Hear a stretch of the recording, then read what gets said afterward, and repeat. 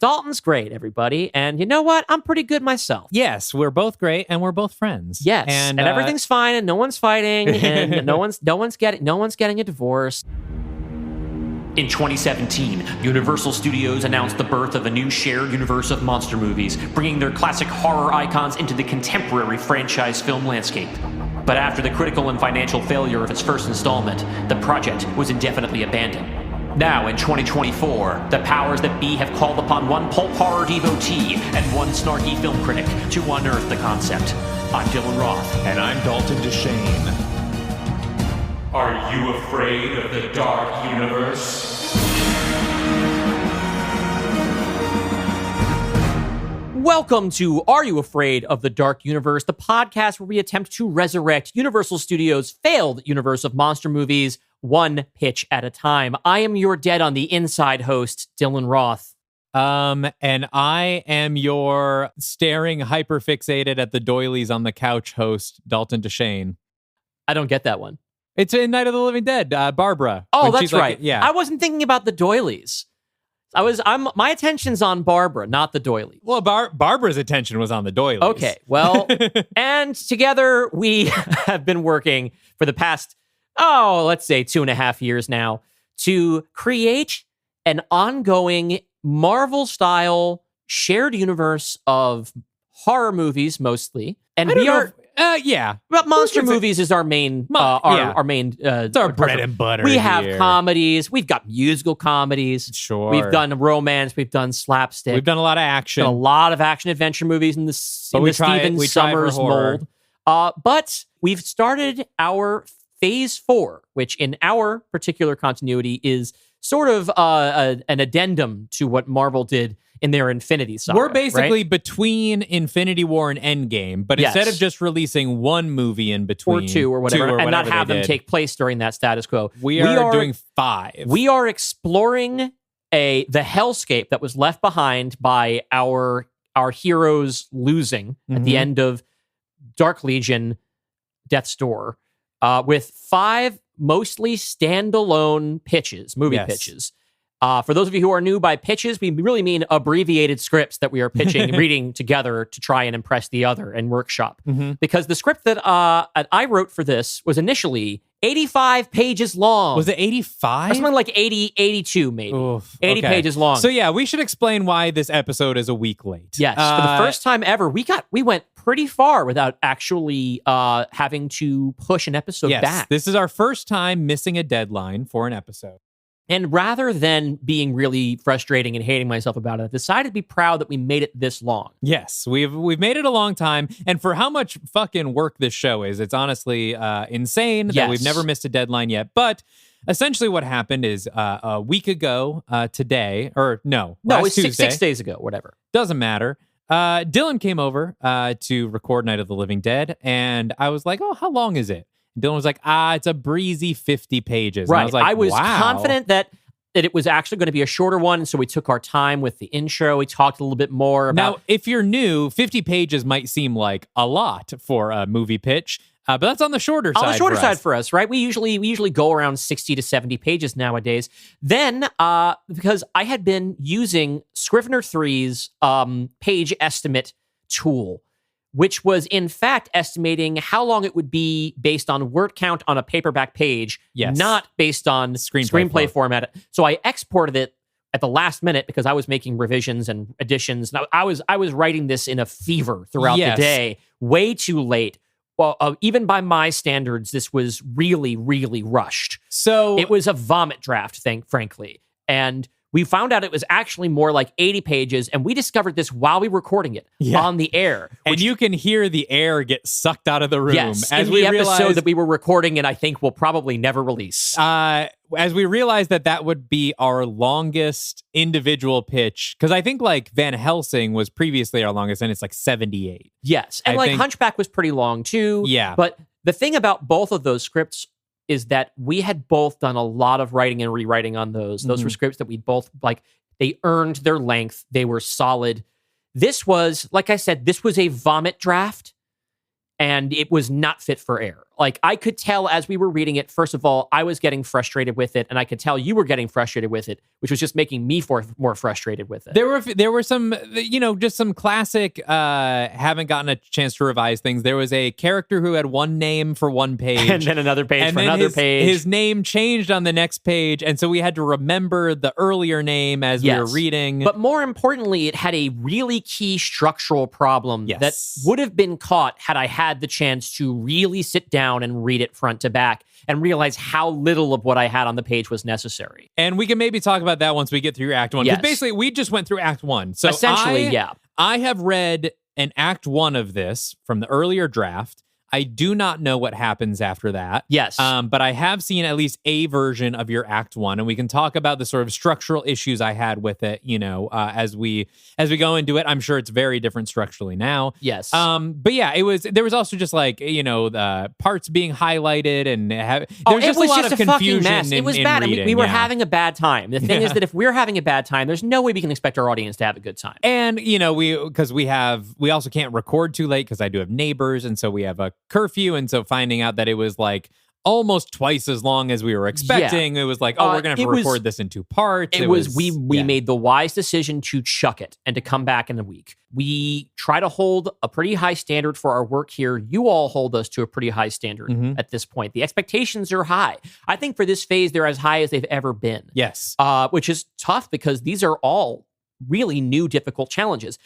We managed to get this far without mentioning what script we're talking about here. Oh shit! Which is it's my on the version. Title. That's true. Yeah. Which is my version of Night of the Living Dead. Yes. George A. Romero's like seminal zombie film that defines the genre. The film that changed horror movies forever. Right? And like that's a lot of pressure to begin with. Not that anyone expects me to make something that is better or even worthy, frankly. There shouldn't be remakes of Night of the Living Dead. And I think even for our fans, like, we are sort of in the position of having to justify having a whole phase that doesn't feature our main characters. Right, because we have so much less to lean on we have a lot of fans that care about the characters we made, and they want to follow their stories. And now we're asking people, hey, for the next 5 movies, we need you to care about new people. Yes, and we've killed everyone that you like, and now we have to start over with new characters. But unless our plans change, the idea is not that we're like introducing a new set of characters that will carry on from film to film. No, these are all with the exception of Mystery Men, which is specifically the one that is like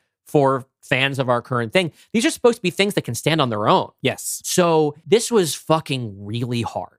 And we want to get off on the right foot with this phase. I felt more pressure sitting down for this reading today than I have felt in the entire time we've been doing the show. Forget the extra week. Forget the pressure that I've put on myself through this.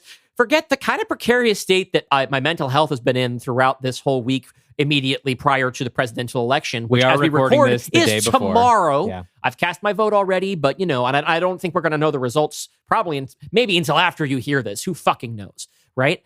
I don't feel good. I feel bad. I have felt bad for weeks. But speaking of expectations, let's hear from the audience. Yes, I read these to you last week, but we're going to pretend like we're hearing them for the first time. That's right. Let's turn to you, the fans. For every movie pitch, we always ask our fans on social media and our Patreon Discord to send their expectations for what they want from your Night of the Living Dead or what they think you're going to do.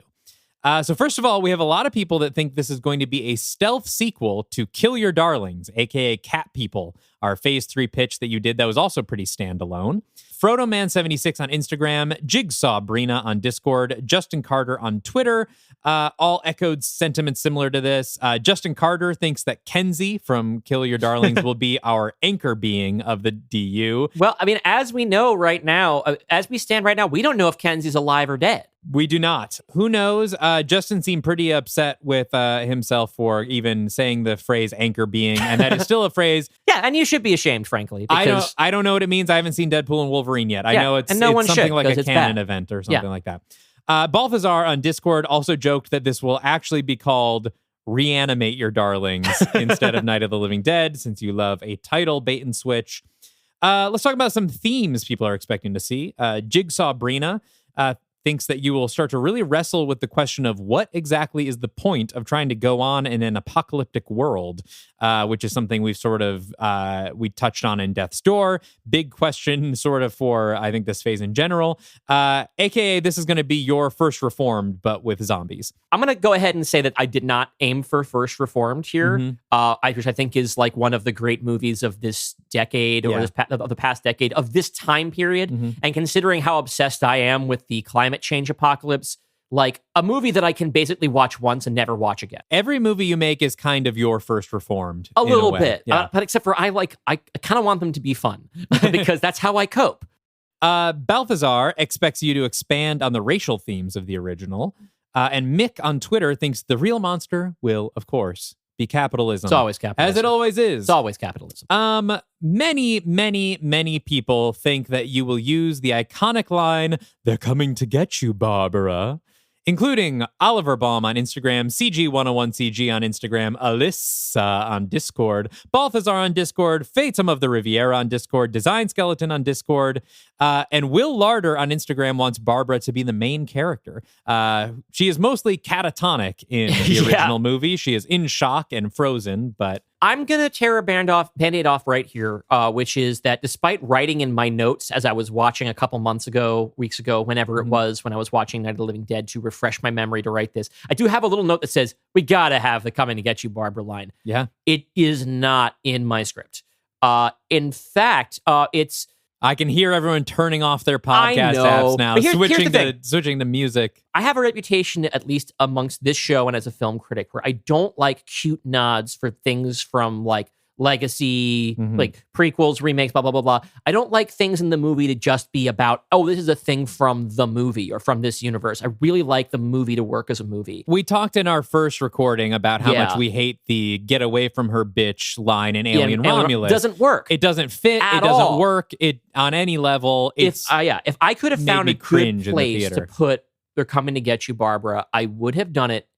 But I did not find it, and I wasn't going to create one just to do it. Let's talk about what people think you are going to do with the zombies in this film, and if there's going to be a new take on zombies for the Dark Universe, because this is really our first time seeing zombies in the Dark Universe. Kay Wadley on Instagram thinks we will use Dark Universe logic to bring the zombies to life in a mass electrocution to make an army of evil Frankensteins. Which is definitely something we would do. It's a really fun idea. That's in more of a campy vein or a pulpy vein even, which is not the tone I ended up going with. It definitely fits in the logic of our universe. Yes, the rules are compatible. Superhero Bricks on Instagram wants smart zombies, so our main characters can like try to beat them with the usual zombie tropes and then just find out they don't work at all because the zombies are too smart. And Reed on our Discord also thinks they'll be intelligent.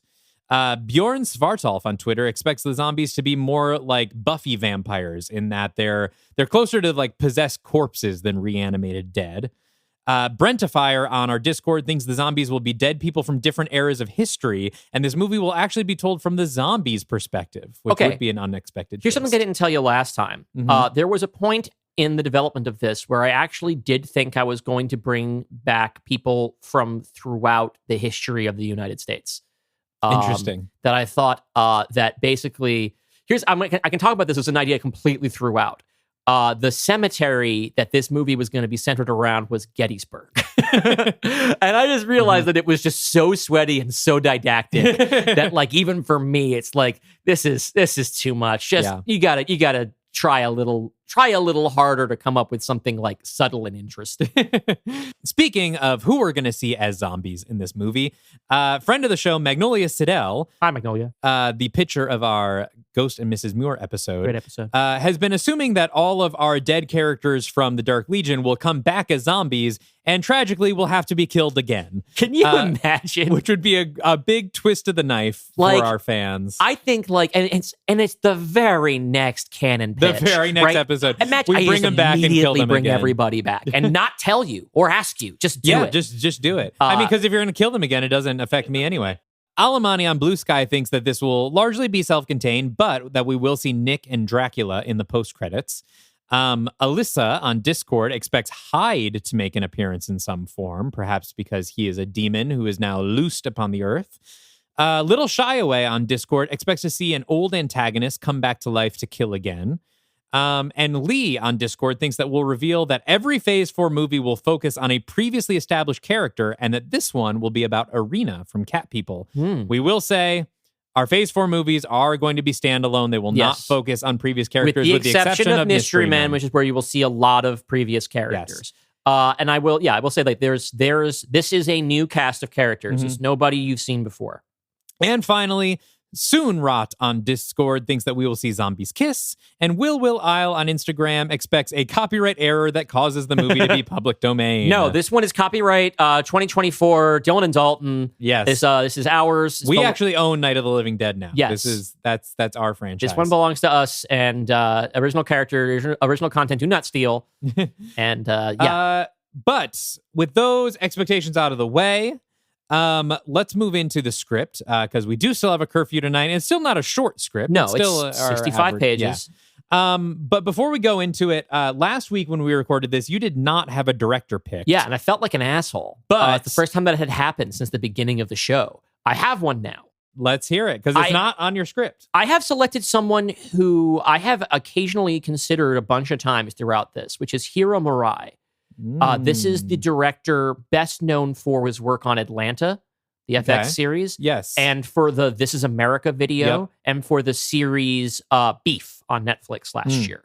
I think he's got a really interesting eye, and he's very good at balancing unsettling with humorous. I think, and is very obviously just like a satirist of modern America.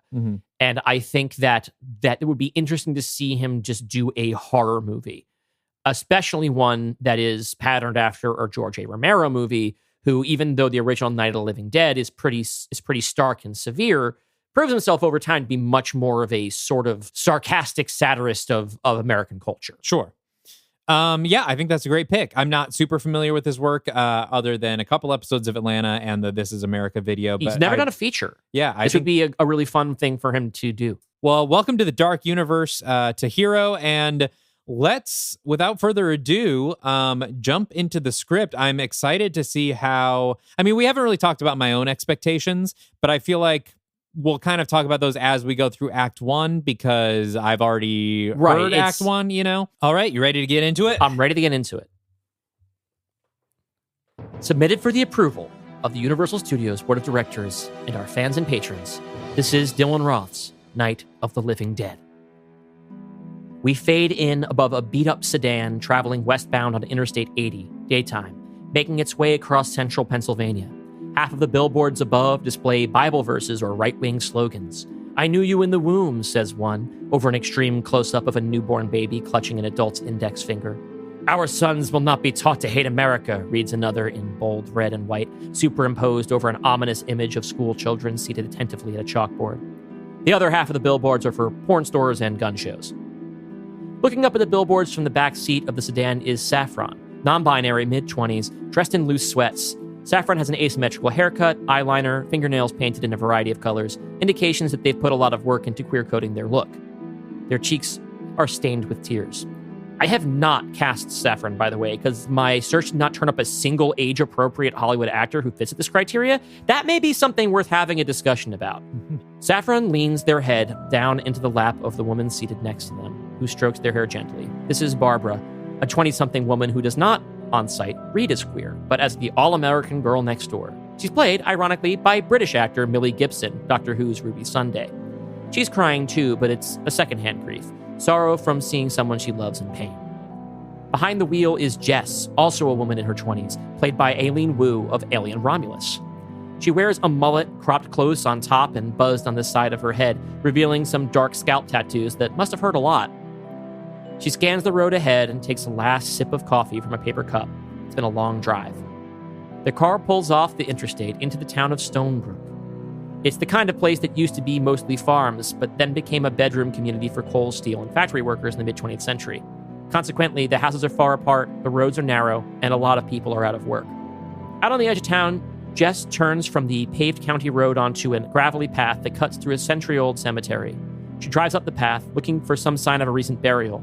Finally, she parks next to a row of tombstones. Jess turns back around to talk to her companions. Saffron, I think we're here.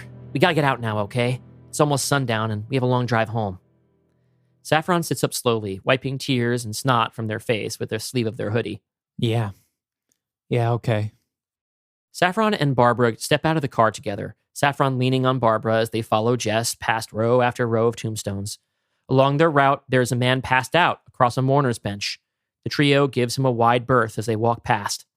Finally, they arrive at a neat rectangular patch of freshly turned earth with a shovel still perched nearby. There's no tombstone yet, only a wreath stuck to a wireframe leg with a card that reads Mitchell Wilder, 2006 to 2025. When the trio arrives at the plot, Saffron falls down to their knees. Barbara kneels down next to them and holds them close. Jess rests a hand on their opposite shoulder. He was the only one who really saw me. When my folks cut me off and I had to drop out of med school, nobody else stood up for me. Barbara strokes Saffron's hair. She speaks softly. I know, baby. Do you want a minute alone with him? Saffron nods. Barbara rises to her feet, and she and Jess take a walk together. As they walk away, we can see Saffron knelt down in the background. Beyond them, we see the mourner's bench. Barbara wipes a tear from her cheek and exhales, quickly seeming more put together. Thank you for doing this. That's no problem. Jess lights a cigarette. Really, though. 5 hours from Pittsburgh and 5 hours back is a lot. It's a full day and a whole tank of gas. I really appreciate it. And I know Saffron appreciates it. I don't think Saffron's thinking a whole lot about it right now. Okay, well, they'll appreciate it later. And I appreciate it now. Barbara takes Jess's free hand. They interlace fingers. They kiss. Jess's phone buzzes in her pocket, and she checks her notifications. What is it? Tell me there wasn't another disaster. Looks like there's about to be one. Something weird's been sighted in Cairo. People are freaking out, figuring they're probably next. Jesus. Those poor people. I can't even process all this. Busan, Mexico City, Athens.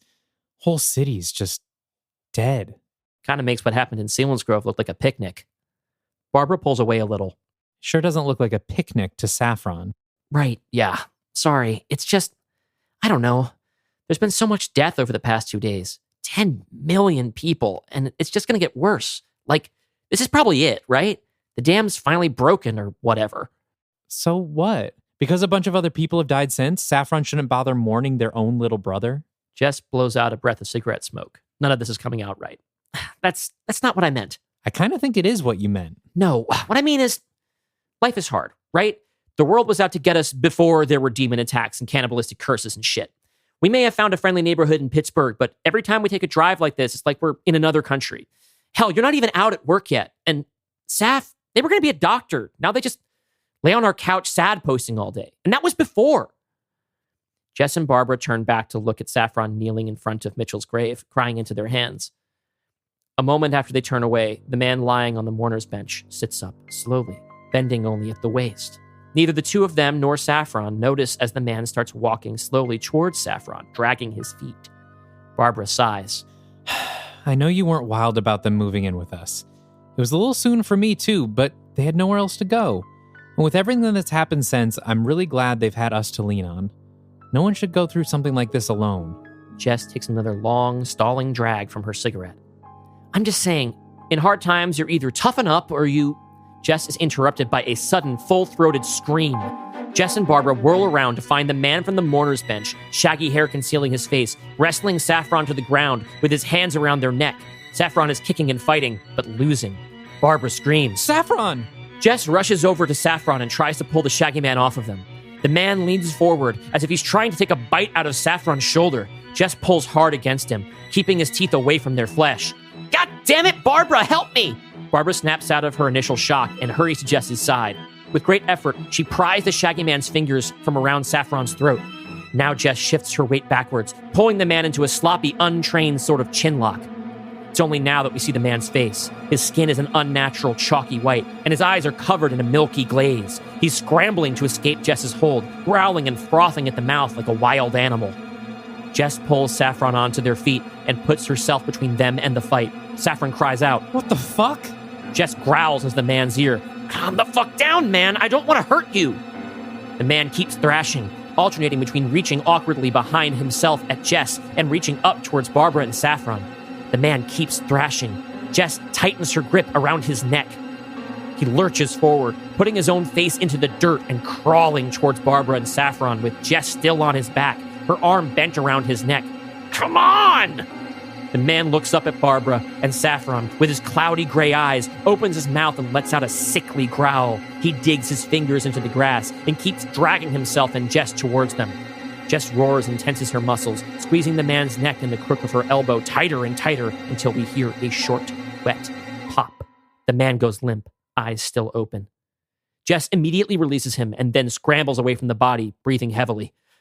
Fuck! Saffron bends down for a better look at the body. You killed a guy, Jess. Oh, is that your medical opinion, Saff? Fuck, he was gonna kill you! Just some poor, sick guy. The man's arm jolts up and forward, grabbing Saffron by the ankle. They scream and try to shake off his grip. With Jess still in shock, this time it's Barbara who springs into action. She kicks the man in the ribs hard 3 times, and there's an audible crack, but the man doesn't let go. He pulls himself closer to Saffron, his head dragging against the grass from his limp, obviously broken neck. His jaw snaps open and shut, hissing, spitting, unable to align against Saffron's ankle. Barbara's kicks are accomplishing nothing. She aims higher, stomping at his weakened neck. There's another snap, and the man's head twists further out of place. His stomach still against the ground, he looks up over his shoulder, all the way over, at Barbara and screeches. Finally, the man lets go of Saffron's ankle, and they jump to their feet. Saffron and Barbara now stand shoulder to shoulder as the man rises slowly to his feet, his head leaned precariously against his shoulder. The skin on his face is torn up now, revealing dark red blood and flesh underneath. He shambles towards his prey, who, in their shock, are backpedaling at the same pace. They clutch each other tight. Wham! Something knocks the ghoul's head clean off his shoulders. He falls, and there stands Jess, sweaty and breathless, wielding a bloody shovel. The head rolls to a stop on top of Mitchell's fresh grave, facing away from them. The trio approaches it slowly. It's still moving. Jess pokes at it with the tip of the shovel, and it rolls over to face the trio. His jaw still gnashing, his tongue waggling in a silent scream. His eyebrows tense above his hungry, hateful gaze. What the hell is it? Before the trio can catch their breath, there's a thumping sound from beneath them. The dirt on top of the grave bounces ever so slightly. The trio steps backwards. Thump. More dirt shifts. Thump. A sinkhole forms in the dirt as it begins to fill a vacuum 6 feet below. A moment later, a hand reaches up. Pale, chalky. It claws at the dirt. Saffron chokes. Oh, God. No, it can't. The grave's occupant pulls itself up from out of the dirt. A young man with short hair dressed in a black suit. His head reaches the surface, and Saffron screams. Oh, God! Mitchell! Mitchell claws out of his grave, hissing and snarling, his eyes glazed over. As he crawls towards Saffron, Barbara notices more bodies climbing out of the dirt and onto their feet. We need to run. Mitch! Oh, my God! Jess and Barbara each grab one of Saffron's arms and pull them along as they charge past Mitchell towards the car. Mitchell swipes at them, very nearly catching Saffron's hood as they pass. Mitchell! As they approach the car, another ghoul springs into frame out of nowhere and tackles the trio, grabbing hold of Barbara. As she falls, Saffron and Jess fall to the ground apart from her. Barbara! Barbara is trapped beneath the ghoul, who presses her back to the ground and takes a deep bite into her neck. She screams. Saffron is frozen with fear. Jess jumps to her feet and wrestles with the ghoul, pulling him off of Barbara and kicking him in front of the car. She calls to Saffron, "Get in the car!" Saffron shakes it off and climbs into the back seat. They leave the door open, and Jess places the wounded Barbara in the seat next to them. Jess sprints around to the driver's seat, starts the tired old engine, and floors it. The stand burns rubber, then speeds forward, crushing the ghoul's head beneath its wheel. Inside the car, Saffron takes off their sweatshirt and presses it against the gushing wound on Barbara's shoulder. She's moaning weakly from the pain, fighting to stay conscious. Please, please, please, hang on, baby. Please. Jess looks back in the rear view and sees Barbara fading away. She tightens her grip on the steering wheel. Up ahead, as the sun sets behind the treetops, more and more backlit figures are rising up from the ground, moaning and hungry. Titled, Night of the Living Dead. Bum, bum, bum. Ba-ba-ba! Yeah, just go ahead and throw the Creature from the Black Lagoon stinger in there with the trumpet. The score in the original Night of the Living Dead is just screaming the whole time. Oh, it yes. rocks. It's It really whips. good. All right, anything you want to say about this cold open? Very similar. to the one we had last week, with the exception of an extended conversation up front with Jess and Barbara. I believe. Well, actually, the conversation was there. It was actually shorter, and there was a scene in like a gas station. That's gone. This is actually a little bit shorter than this portion was. Yeah, I rewrote a bunch of it. I liked the pacing of getting to the zombies. Noticing, we watched this with the Discord last night, how quickly it gets into the action. You get there right the original. away, yeah. And this one, we've got a zombie by like page 5 on your script. Yes. And I like that. But it felt very natural. I like the way it was paced with the conversation with Barbara and Jess.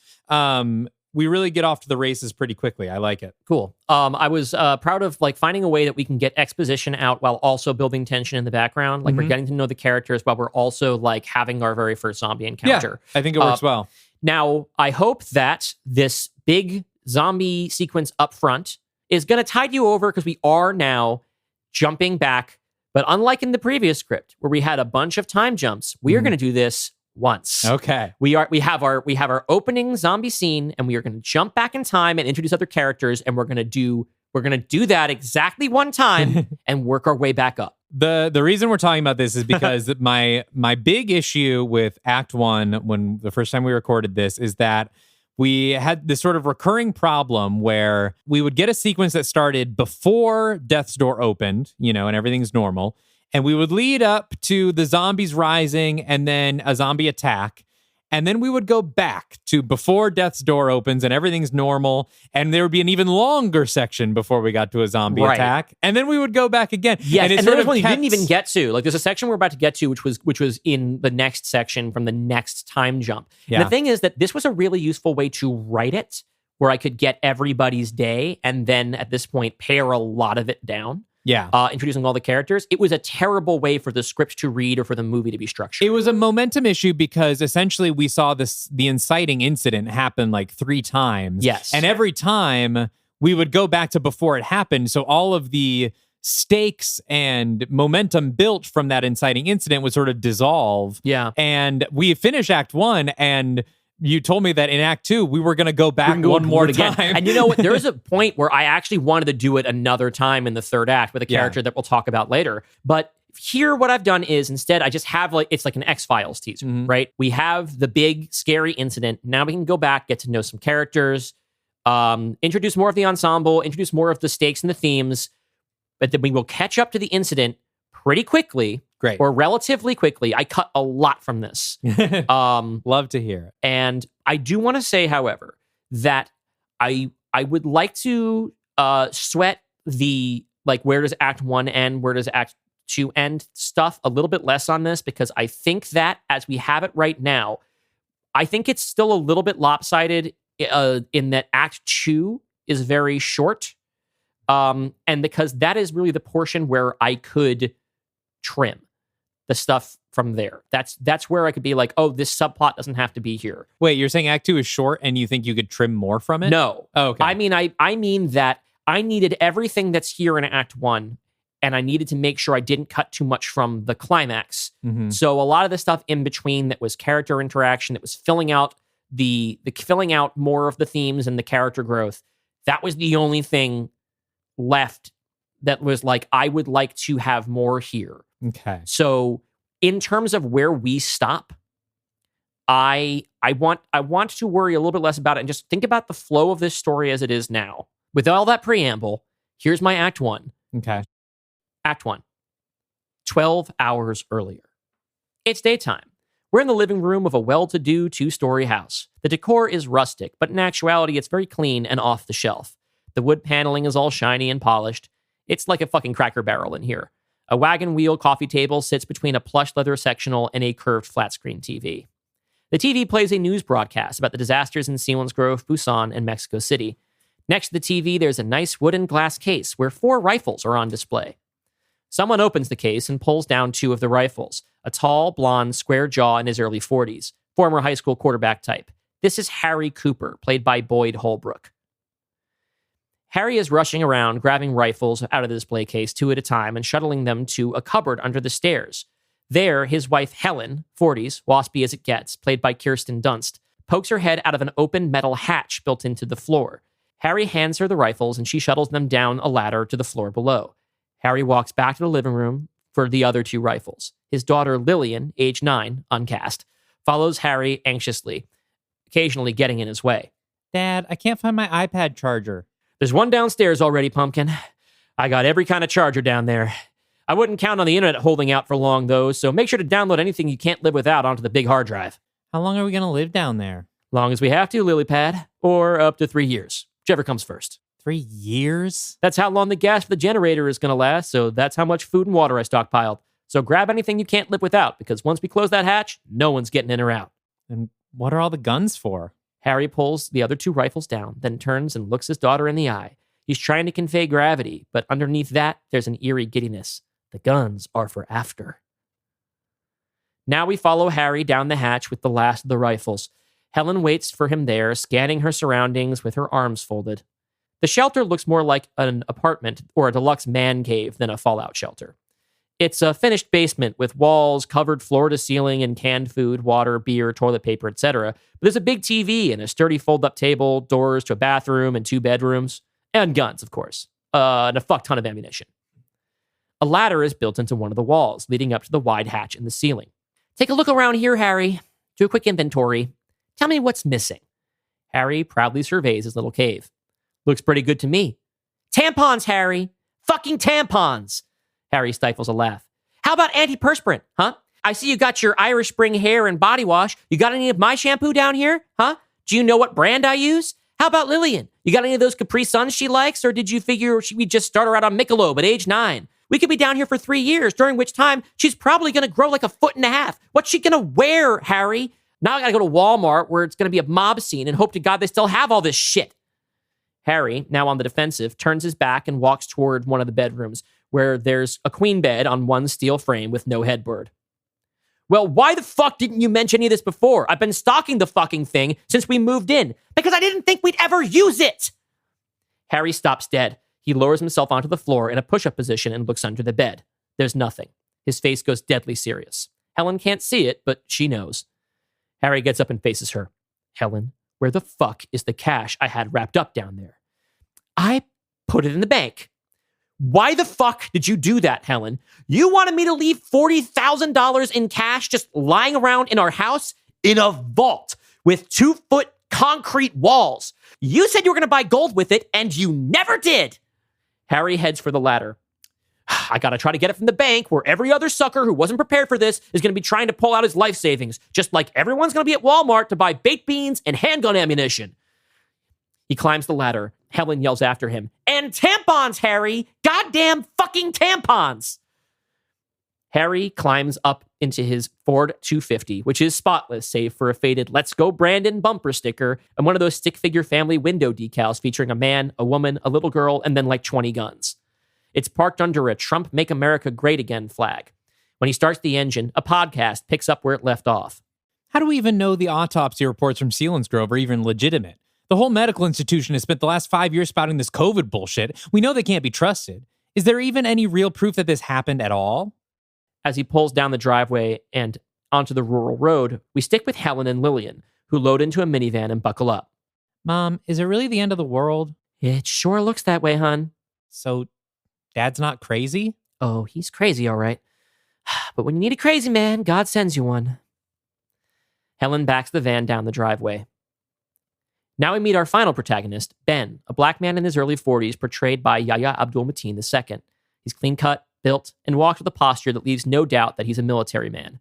He drives a pickup truck with a rifle racked up behind the driver's seat. He pulls up to the parking lot of the First National Bank of Snyder County, which is already packed with customers and their cars. There's a line of anxious, angry customers waiting for the doors to open. Before he exits the car, he retrieves a pistol and holster clip from his glove box and affixes it to his belt, which he wears over a blue bank security uniform. He wades through the crowd towards the entrance, where Brady, the frazzled bank manager portrayed by Timothy Simons of Veep, is blocking the door with his tall but skinny body. He's in way over his head, trying to talk down an angry mob without an ounce of authority. Through the window behind him, we can see 2 tellers nervously setting up their workstations. As Ben works his way through the crowd, he catches the eye of one of the angry customers. It's Harry, whose face crinkles up like a cat at the mere sight of him. Brady shouts over the mob. I know this is an inconvenience, but if everyone can please line up, we'll do our best to accommodate everyone's requests. Ben finally reaches Brady and leans in so they can speak privately. What the hell's going on, Brady? Everyone's here to withdraw their life savings. We don't have that kind of cash on hand, so I told them I'm limiting withdrawals to $5,000 per account per day. You can do that? Fuck, man, I don't know. I had to do something. Harry elbows his way through the crowd and steps up to Ben, ignoring Brady completely.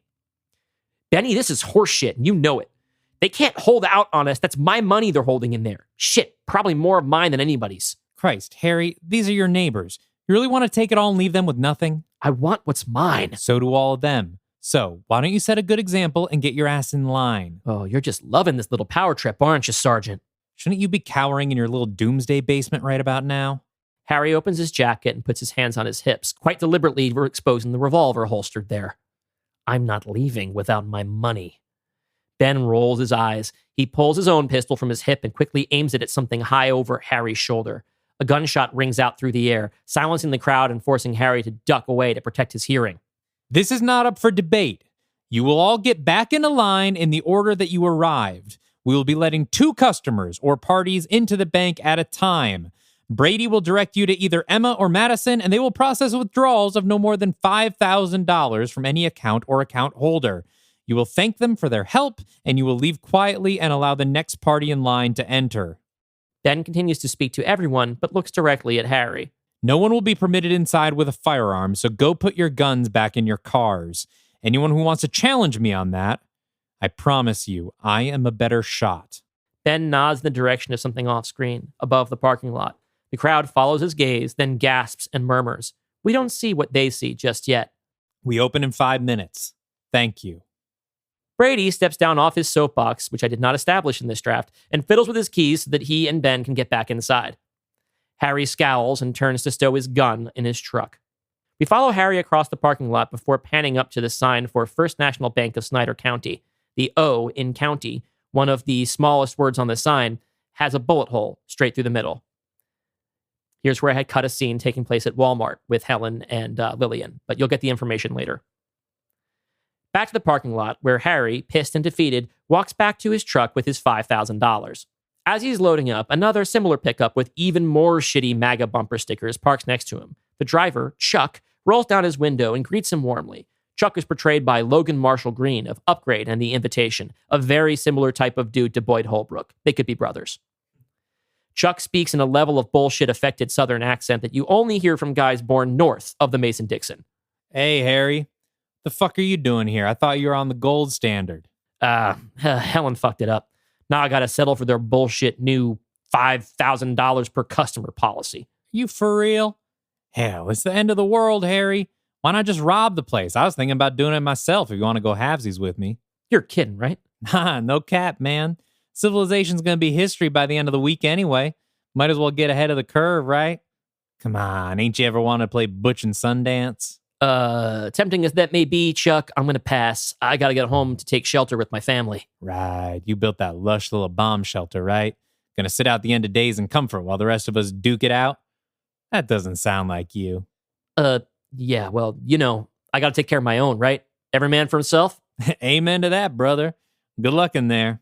Chuck rolls his window up and drives away, probably to find another bank to rob. As he's climbing into his truck, Harry mutters to himself, Butch and Sundance die at the end, dipshit. Harry's cell rings. He sees that it's Helen and lets out a sigh of resignation. He answers, Hey, you two headed home yet? In seconds, all the blood drains from his face. It's the mid-afternoon and the customer withdraws the last $5,000 from the First National Bank of Snyder County.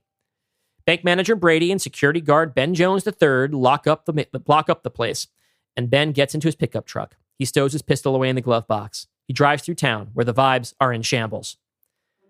Ben drives down the main county road until he reaches a police cordon. There are police cars and ambulances at the entrance to the Walmart, and a cop is directing traffic so that EMTs can get in and out. Ben looks past the sirens again, and something catches his attention. Out in the parking lot, he sees Helen next to an ambulance, standing over a stretcher carrying Lillian. She's been shot in the abdomen. Without a moment's hesitation, Ben pulls his truck onto his shoulder and jumps out, walking with purpose towards Helen and Lillian. Helen! Helen looks up at him. She's got tears in her eyes. Ben? She embraces him immediately upon his arrival. She got shot, Ben. They shot my baby girl. She looks down at Lillian, who is lying on her back on the stretcher. There's a bloody bandage across her abdomen, and she's in a lot of pain, but she's awake. She looks up at him with tears in her eyes. It's gonna be okay. She's gonna be okay. Right, kid? Lillian, her teeth gritting from the pain, can only work up the strength to nod. A pair of EMTs lift her stretcher and load it into the ambulance. Helen buries her head in Ben's shoulder. He takes her by the arms and pulls away so he can look her in the eye. Helen, listen. I've seen this before. The EMTs have everything packed tight. They're gonna take you right to the hospital and she's gonna be fine. You hear me? Helen nods as one of the EMTs takes a hold of her arm and directs her into the ambulance. Before they close the door, Ben shouts up at her. Do you want me to follow in the truck? Helen shakes her head. Harry's on his way. Helen turns her attention back to Lillian as the door closes and the ambulance pulls away. Ben takes in the frantic scene, collects himself, and heads back to the truck. At the next red light, Ben stops and thinks for a moment. He sucks his teeth, shakes his head, and says, "Fuck it." He enters a new destination into his GPS, Snyder County General Hospital. Ben drives down Stonebrook's main drag towards the hospital. A road sign conveniently informs us that we are also driving in the direction of Stonebrook Cemetery. He's fallen way behind the ambulance, whose sirens have all but disappeared in the distance. The sun is just about set, not ideal driving conditions, which is why it takes Ben a moment to notice a figure wandering about in the street ahead of him. He stomps on the brakes to avoid mowing down what appears to be an old man with wiry hair limping across the road, dragging his feet. He wears a dusty old suit. We don't see his face. Ben sticks his head out the window. "Sir, you all right?" The man doesn't respond. He just keeps wandering aimlessly in the middle of the street. Ben sighs and gets out of the car. He approaches the man, who still doesn't seem aware of his presence. "Sir, you gotta get out of the street. Ben puts his hand on the old man's shoulder and slowly turns him around. The skin on the old man's face is loose and droopy, revealing the muscle underneath. A maggot crawls out from the underside of his eye socket. Jesus!" Ben backs away, startled. The ghoul slowly reaches for him with a withered hand half chewed through by an earthworm. Ben instinctively reaches for his sidearm, but it's not there. He packed the holster away in his glove box after work. He swivels around to face the truck, only to see that 3 more shriveled bodies in formal attire are shambling their way towards him from the roadside. And there are dozens more where that came from. Ben charges towards the truck, elbowing the nearest ghoul in the chest. Its fragile ribs crack from the impact. He swings open the door to the cab and starts to climb inside when a ghoul grabs his leg and starts pulling him backward. 2 more ghouls are drawing near. The first pulls Ben's leg near to its mouth. With his other leg, Ben kicks the hungry ghoul hard in its head.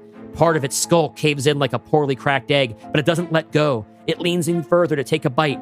Ben struggles to shake the ghoul off his leg while reaching up for his rifle on the gun rack, just out of reach.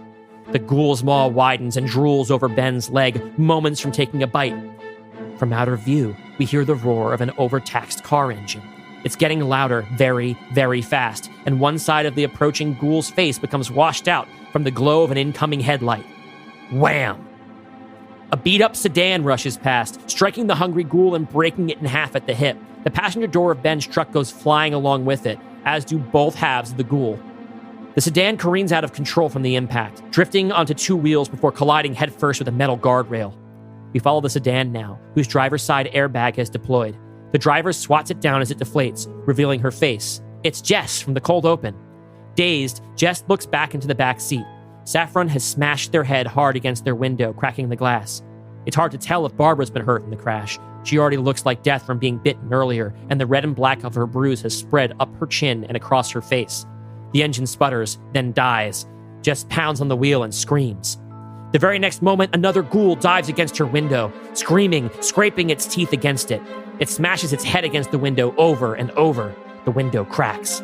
And before we can catch our breath, bang! The ghoul's head is blown clear out of view by a round from a rifle. Its blood drips down across the window, finally revealing Ben wielding his rifle. "You okay?" Jess turns to look at the back seat again. She feels a twinge in her neck as she does. Whiplash. Blood is running down Saffron's face from the cut on their temple, but they're awake and alert. Barbara is breathing, but unresponsive. Jess looks back to Ben. "Our girlfriend's hurt." Ben looks back and forth between the front and back of the cabin. He puts his confusion aside, and after a moment, he opens Jess's door. "Come on." Ben helps Saffron and Barbara out of the car and then carries her in his arms to his pickup truck. "Hurry, there are more of them." Jess and Saffron climb into the bed of the truck, and Ben lifts Barbara up to them. The 3 of them sit up against the back of the cabin while Ben gets into the driver's seat, racking his rifle behind him. More ghouls are approaching from the cemetery, shambling slowly but steadily and in greater numbers than before. Some of the bodies look like they've been decaying for months. One of them approaches the pickup and bangs its hands against the side of the truck bed, startling Jess and Saffron. Ben puts the truck into gear, and they pull away from the cemetery, leaving the ghouls in the dust. In the truck bed, Jess and Saffron cradle Barbara in their arms.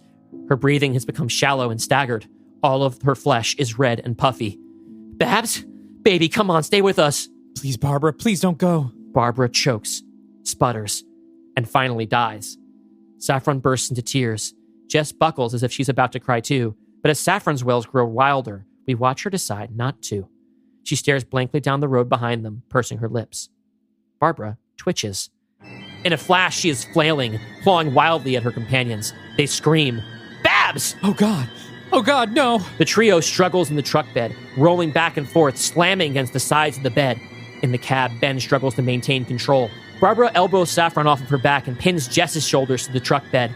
Jess holds Barbara back with her forearm, and Barbara gnashes and drools above her. Jess screams and gets her knee up between her and Barbara, then kicks with all her might. She knocks Barbara backwards, onto her feet, and then she tumbles off the back of the truck. Jess and Saffron watch with horror as Barbara's body bounces and rolls on the road behind them. As she disappears into the distance, we can see her rise to her feet, face the truck, and run towards them. She screeches and flails her arms as she runs, gradually fading away into the distance as the truck speeds down the road. Cut to Harry's truck speeding down the main county road, weaving on and off the shoulder and around traffic until he arrives at the hospital, another packed parking lot. He's forced to park on the furthest edge and starts running for the emergency room exit. Inside, the waiting room is full of injured people and their families. The Walmart shooting was obviously not the only incident of violence in town today. After receiving directions from a totally overwhelmed receiving nurse, Harry finally finds Helen in a hallway in the emergency wing. They embrace, her face damp with tears, his stubbornly not. Helen leads Harry to Lillian's stretcher, which is pushed against a wall in the hallway. Harry violently grabs the nearest nurse and yells into her face, "Are you fucking kidding me? My daughter's got a bullet in her gut and she's lying here in the hallway?" Sir, all of our rooms are at or above capacity. They're prepping an OR for your daughter right now. She'll be in surgery within 20 minutes. Harry unhands her, clenches his fist, then punches the nearest wall. Helen cautiously touches his shoulder. He shrugs her off. "Harry, they say she's stable." "I hope you got your fucking tampons!" Helen's face twists into a knot like she's about to shout something back. Instead, she bursts into tears. Harry ignores this and leans over Lillian's stretcher. He takes her hand. "Hey, Pumpkin, you hanging in there? You being tough for me?" Lillian, still crying and obviously in tremendous pain, nods. Before Harry can say anything else, there's a disturbance down the hall. Another patient on a nearby stretcher is having convulsions. Someone standing over him starts yelling and calling for a nurse. The patient's companion squeezes his hands, then bows his head onto his loved one's chest in prayer. The patient stops shaking. His companion starts weeping. A moment later, the patient slowly lifts his hand and places it on his companion's head. The companion turns to face him with a look of hope in his eyes. Then he sees the patient. His face ashy gray, his eyes milky and unfocused. The patient grabs his companion's head with both hands and pulls his throat near to his mouth. He digs his teeth in and rips out his jugular. Nearby patients, family, and staff scream. A nurse finally arrives and immediately attends to the bitten companion, but the patient, now a gray ghoul, sits up on its stretcher, blood dripping from his mouth. Helen and Harry both scream. The ghoul looks right at them. It pivots on its stretcher and finds its footing, never taking its eyes off the couple. It starts slowly shuffling towards them. At its feet, the nurse is tending to the ghoul's companion, who is shaking wildly. An orderly arrives and tackles the gray ghoul to the floor, but it gets its teeth into his arm and bites down hard. The orderly toughs it out and keeps wrestling with the ghoul, but the bite wound is turning black with unnatural speed. Moments later, the convulsing man swats at the nurse, who falls backward from the force of the blow. When the man rises to his feet, his whole body is a swollen red bruise. His capillaries are pressing hard against his skin as if they're about to burst through. The red ghoul lunges at the nearest patient, grabs her by the face, and then pulls it close and rips her nose off with its teeth. Chase scene! Harry and Helen are forced to rush through the hospital, pushing Lillian's stretcher ahead of them as all hell breaks loose behind them. Every patient who has died in the hospital from anything other than a bite has turned into a gray ghoul, and everyone bitten by a gray ghoul is becoming a red ghoul. The hospital is quickly becoming overrun with the undead. Another panicked man follows behind the Coopers as they rush down a hall away from the swarm of red ghouls. The man starts to lose his footing and grabs onto Lillian's stretcher for support. This briefly upsets Harry's steering. Harry growls at the man and clocks him in the jaw. The man falls backwards and screams as he's torn apart by ghouls who slow down to devour him, buying the Coopers a few precious seconds. With no other choice, Harry calls for the elevator, which opens in time for him and Helen to roll Lillian's stretcher into the elevator car. The door closes shut just as a red ghoul is about to reach a gnarled hand across the threshold. As the elevator lowers to the parking lot, the only sounds are the labored breathing of the Cooper family and the banging of fists against the outer doors at each passing floor. Helen looks over at Harry. "I love you, Harry." Harry doesn't say anything or even look back. He stares dead ahead at the elevator doors, knowing that certain death may await behind them.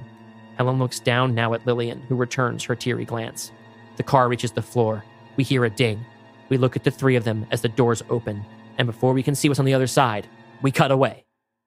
And let's call that the end of Act 1. Okay.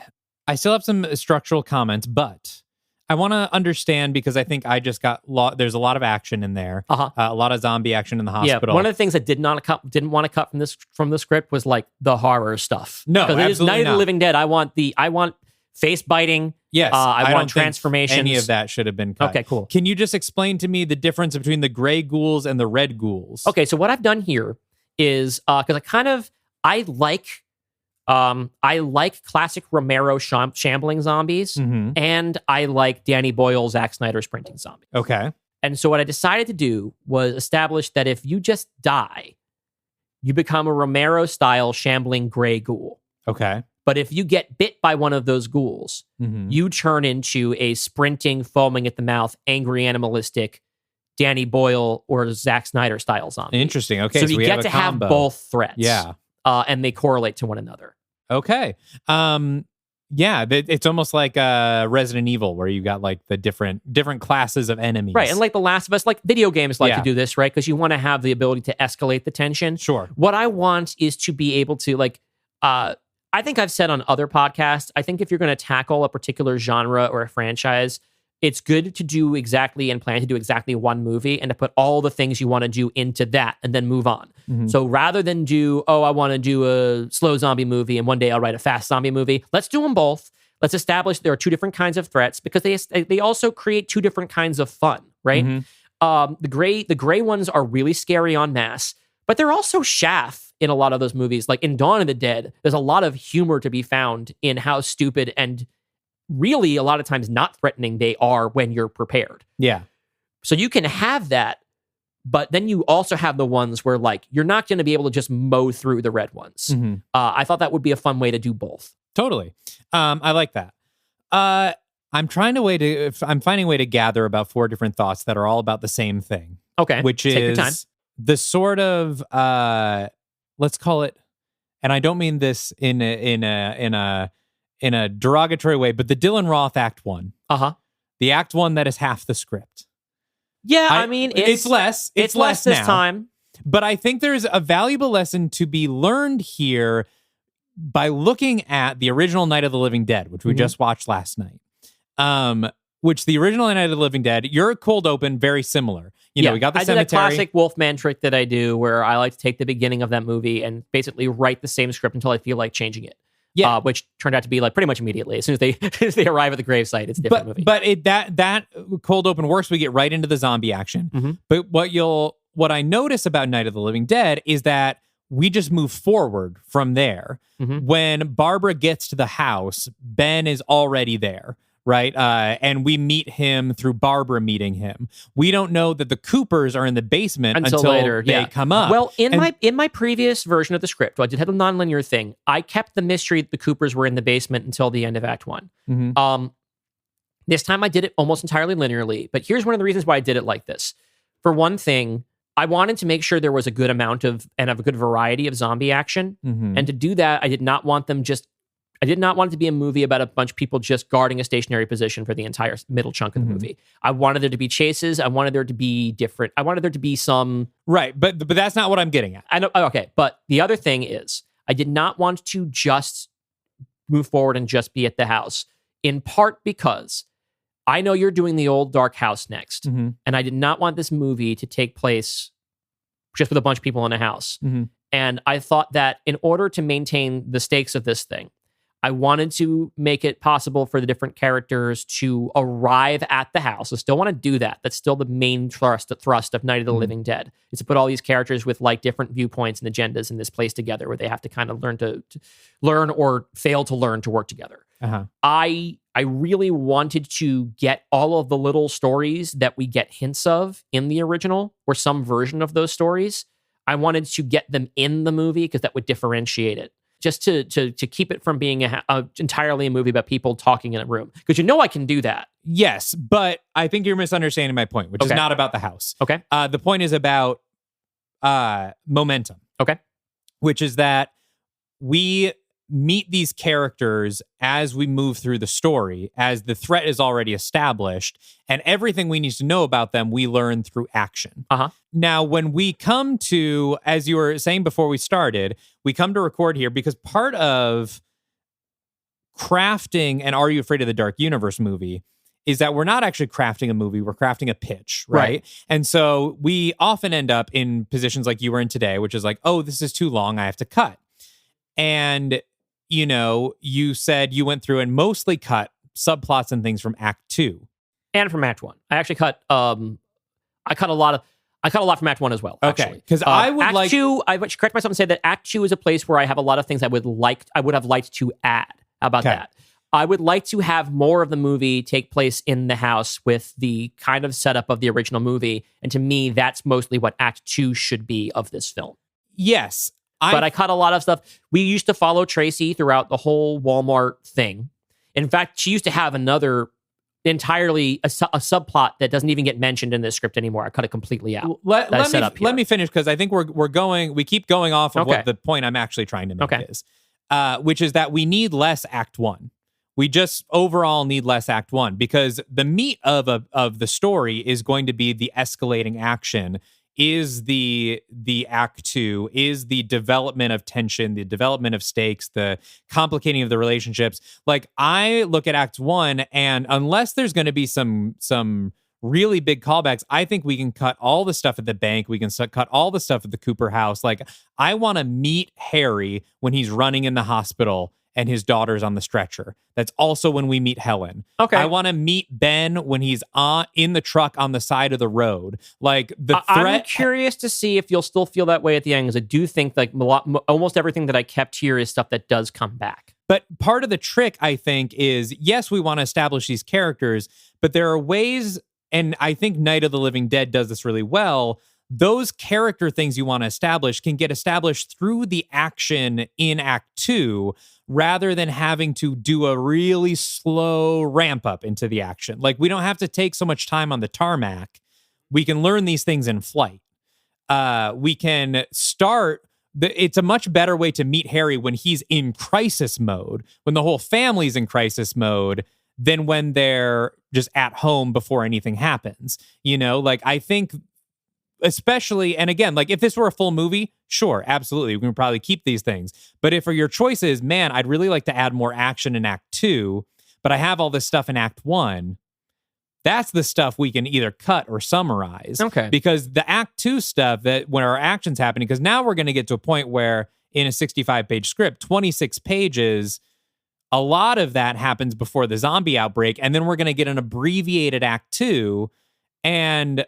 again, promise of the premise kind of stuff. We want to be delivering more on the Living Dead than the preamble to it. And so it's, can we learn these things about Harry and Helen in the midst of the conflict rather than taking time before? Okay. And I'm wondering if overall this might be a good strategy as you go forward. Like, there's a common thing in like novel writing where you write your novel and then you cut your first chapter, because a lot of that stuff, like, you want to start when the story is starting, right? The story here starts when the dead come to life. And so how much of this can we do from that point on without going back to before the story starts, right? I think that's throwing away a little bit of what we inherit from our universe, though, which is we have established a situation where the world is already coming to an end when the zombie outbreak starts. Sure. So I kind of argue that the inciting incident isn't purely that the zombies are getting up.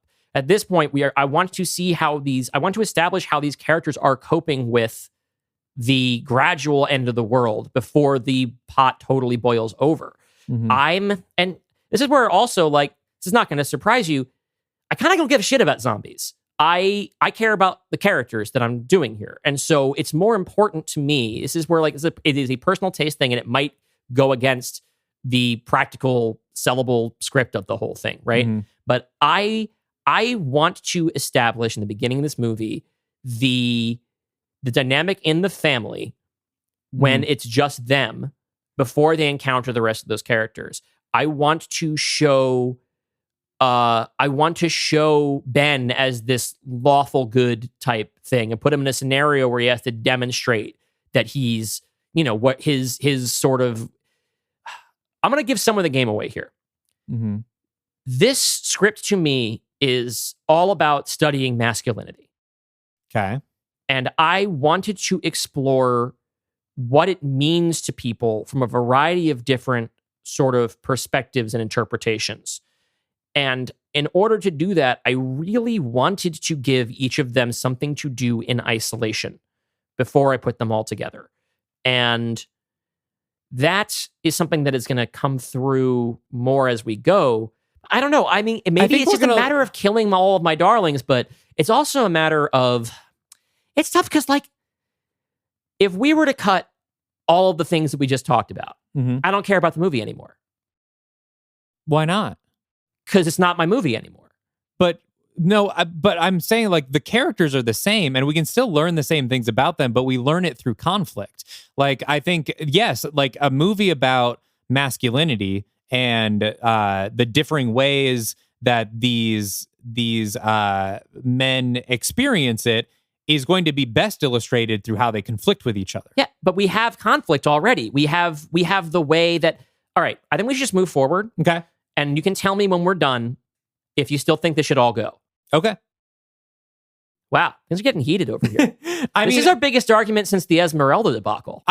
We did end up coming with a solution that we both liked. My worry right now as we go forward is that we're going to run into a similar problem we have in the past where our Act 2 is just not going to have enough meat in it to set up our Act 3. Okay. Because it's been trimmed too much in favor of character setup that happens before we get to our conflict with all of them. And I want to see more of that. All right. But let's think about this later.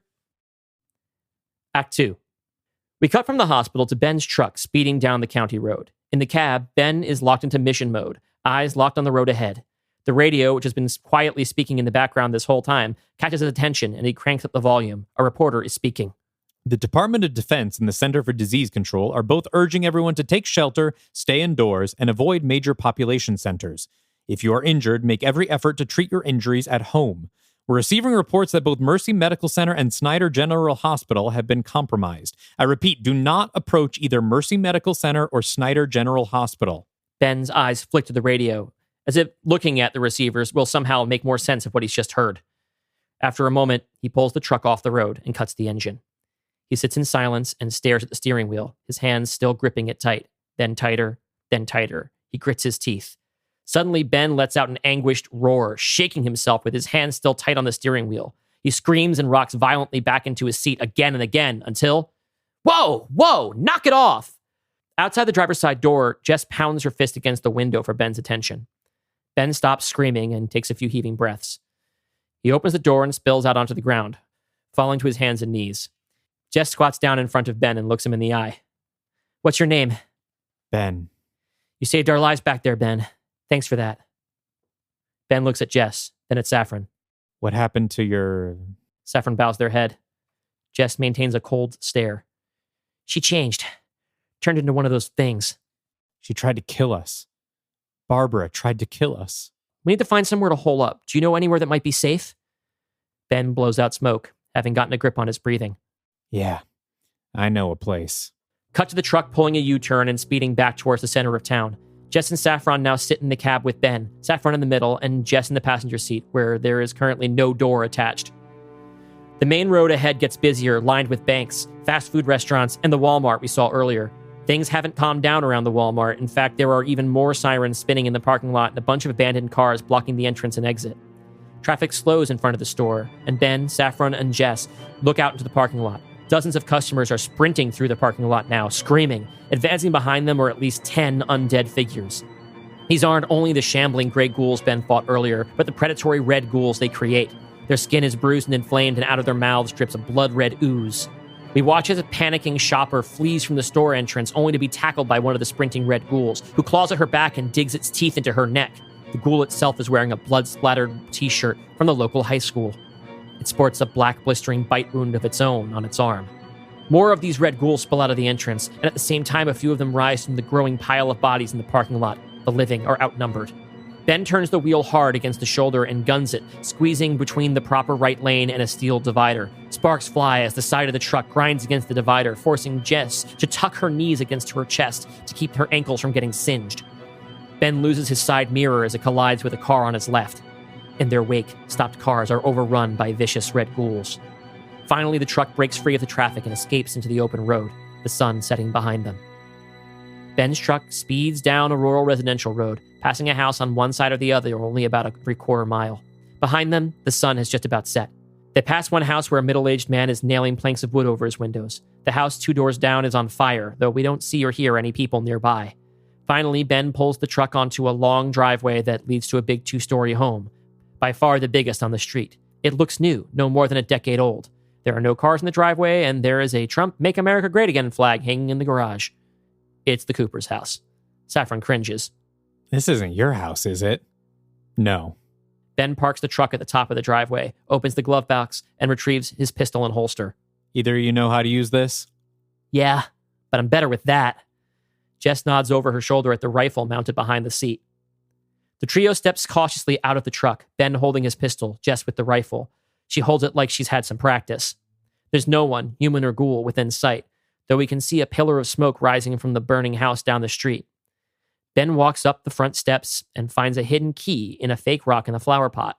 He unlocks the front door, then opens it swiftly in a trained breaching maneuver. An alarm panel beeps, but Ben is unfazed. He swivels around, quickly checking each corner of the foyer and the stairwell and the balcony above. Nothing. He keeps his eyes peeled. Jess follows suit. Hey, you, kid. Punch in 0414. Saffron types the code into the alarm console, and the beeping stops. Shut the door and lock all the bolts. After another minute of surveying the immediate area, Ben holsters his weapon. We should be clear. There are motion sensors on every floor. If any of those things were here, they probably would have set off the alarm before we arrived. Jess and Saffron look around the foyer. There's a door like a cupboard under the staircase. Ben opens it. The space inside is empty, save for a heavy square hatch in the floor, wide enough for a person to climb through. There's another keypad on the hatch. Ben kneels down and enters the same code from the front door alarm. It doesn't work. He tries a few more. No dice. Ben strokes his chin. We see that there's a security camera over his shoulder. I might need some time with this. In the meantime, we should board up the windows just in case. There's a toolbox and some lumber in the shed out back. How do you know so much about this place? I used to spend a lot of time here. Jess, still holding the rifle, enters the kitchen. This, too, is pretty plush. A big range stove, a nice little breakfast alcove lined with exterior windows facing a lush green backyard featuring a classic red tool shed. Saffron enters, a limp and exhausted contrast against Jess's businesslike energy. Jess holds out the rifle for Saffron. I'm going to run out to grab the supplies we need from that tool shed. I need you to guard the door.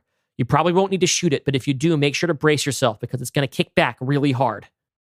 Barbara, she wanted to get a pack of butterscotch crimpets. What? At the gas station. She wanted to go in and get some while you were filling the tank. I said I wasn't hungry, so she stayed with me. Jess rolls her eyes and starts ignoring Saffron altogether. She checks her rifle's sights and ammunition. And Mitchell. God, my baby brother. I don't want to talk about this now.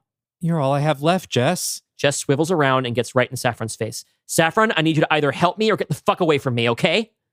Saffron, clearly short-circuiting from the trauma of the past hour on top of the previous 48, turns around as if dizzy and leaves for the living room. Jess bites back at her frustration, turns around and storms out of the kitchen, out of the windowed back door towards the shed in the backyard, rifle in hand. Under the stairs, Ben tries unsuccessfully to wedge the hatch open with a crowbar. Saffron sits on the couch in the living room, watching a test pattern on TV. Out in the backyard, Jess collects planks of wood from the tool shed until her arms are full. Her rifle is leaned against the shed. She looks up and sees something in the darkness. A light, orange and flickering, like a campfire. It's getting closer. What the fuck is that? It's getting closer really, really fast. It's a human figure, a flame as if soaked in fuel, sprinting directly for Jess. Holy shit! With her arms full of lumber, Jess makes a break for the house, leaving the rifle behind. Saffron! From Jess's viewpoint, there's no sign of them. Jess rushes to open the door, drops the lumber inside, and frantically locks up as the red ghoul blazes towards the window. Jess reaches for something at hip level at the doorframe, but there's nothing there. Outside, the rifle still rests against the tool shed. Fuck! Ben! The burning ghoul slams into the door, shattering the glass window and setting the wood ablaze. It struggles forward, its arm caught in the thin wooden slats that separated its long glass pane into individual small windows. Jess grabs a wooden kitchen chair and tries to repel the ghoul like a lion tamer, buying enough time for Ben to run into the room with his pistol drawn. Jess ducks out of the way, and Ben fires a bullet into the ghoul's chest, knocking it off its feet. It falls onto the lawn, still burning. Moments later, it rises back to its feet. In the distance behind it, 2 more lights appear, growing closer by the second. The thing starts sprinting again. Ben takes aim and starts riddling it with bullets. This time it doesn't even slow down until finally one of the rounds strikes it in the head. The runner's momentum carries it right into the window. The dry wood on the floor quickly catches fire, and Ben and Jess recoil from the flames. The fire roars, fed by the lumber, until it's suddenly doused by a cloud of white dust. Jess and Ben follow it to its source. Saffron has found the kitchen fire extinguisher. Their face still betrays shock, but they're fighting through it. There's a moment of calm. But there's also a red glow through the falling cloud of flame retardant. 2 more sprinting, flaming ghouls burst through the cloud, diving at Saffron. One of them wraps a hand around Saffron's wrist. Their skin blisters from the heat. Jess jumps forward and bashes the ghoul's head with the broken leg of a kitchen chair, but the ghoul is barely phased. The other ghoul crawls over the first and chases Ben around the kitchen. Ben aims for the thing's head, but it's fast and obscured by flame. Shot after shot either whizzes past or catches its neck or shoulder. The fire spreads across the kitchen, climbing the exterior wall. Down the street, a pack of ghouls catches a whiff of the smoke. They turn towards the burning house and start running. Jess grabs a plank of wood off the floor and wraps it around the ghoul's neck, pulling its head away and keeping its snapping jaws from Saffron's arm. From Saffron's point of view, we see the ghoul's face snarling through the flames, its skin melting and dripping off its skull. Back to Ben, who's backed against a wall as the other ghoul advances. His pistol clicks, out of ammunition. The ghoul runs at him until... bang! Its head explodes as a shotgun shell bursts through it from behind. There's a new figure in the smoke. It's Harry. Come on! Ben looks over to where Jess and Saffron are struggling with the other ghoul. Not without them. God damn it. Harry walks over to the struggle, drops onto his back beside Saffron, and points the muzzle of his shotgun right under the ghoul's chin. He yells at Jess, "Move!" Jess dives out of the way as Harry's shotgun sprays the ghoul's brains onto the ceiling. Its hand finally releases Saffron's arm. They scream from the pain as Jess helps them to their feet. The whole kitchen is ablaze now. The fire is spreading across the house. Harry waves the company along as light fixtures buckle in the ceiling. They run back to the foyer, where the closet door is open, as is the hatch, with Helen popping halfway out of it. "Ben, come on!" Harry is the first back down the hatch. Ben waves Jess and Saffron past him and then brings up the rear. He looks up and sees another ghoul approaching through the flames. It runs towards the cupboard. Ben pulls the hatch shut. And here's where we'll take our break. Okay, lots of excellent zombie violence. Thank here. you. We love the gory, fiery chaos that is ensuing. Yeah, I like the idea of, we established in the original Night of the Living Dead that fire hurts the zombies. I think it's way scarier and more interesting if fire doesn't hurt the zombies, because then you can just have these things that are like, so the idea, and I cut a little bit of something from another scene that would have maybe set this up a little bit more. I only have a little set up in it now. The idea of, we had people who were burning bodies in their front yard, and then the bodies got up. Yeah. And when this was non-linear, that was going to be something that was gonna be revealed later to explain the flaming zombies, but you don't need it. Yeah, they can just be on fire, and it's almost scary if we have no idea why it's happening. Right? Yeah, it's pretty cool. Yeah. Great. I think. I mean, I don't really have too many notes on that. Oh God, thank God. Yes, it's. We will come back to the intro because I actually have some ideas about the first act, but I want to give the rest of Act 2 time to play out because I know you want me to see how things come back into play. But no, this is just zombie action and it's great.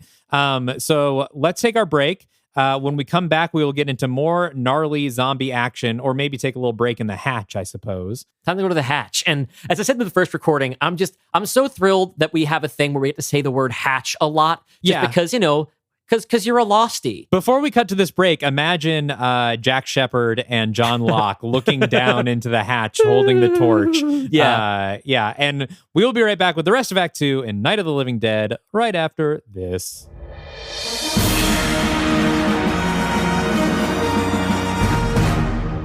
Hi, I'm Chris Anderson. I'm Ann Anderson.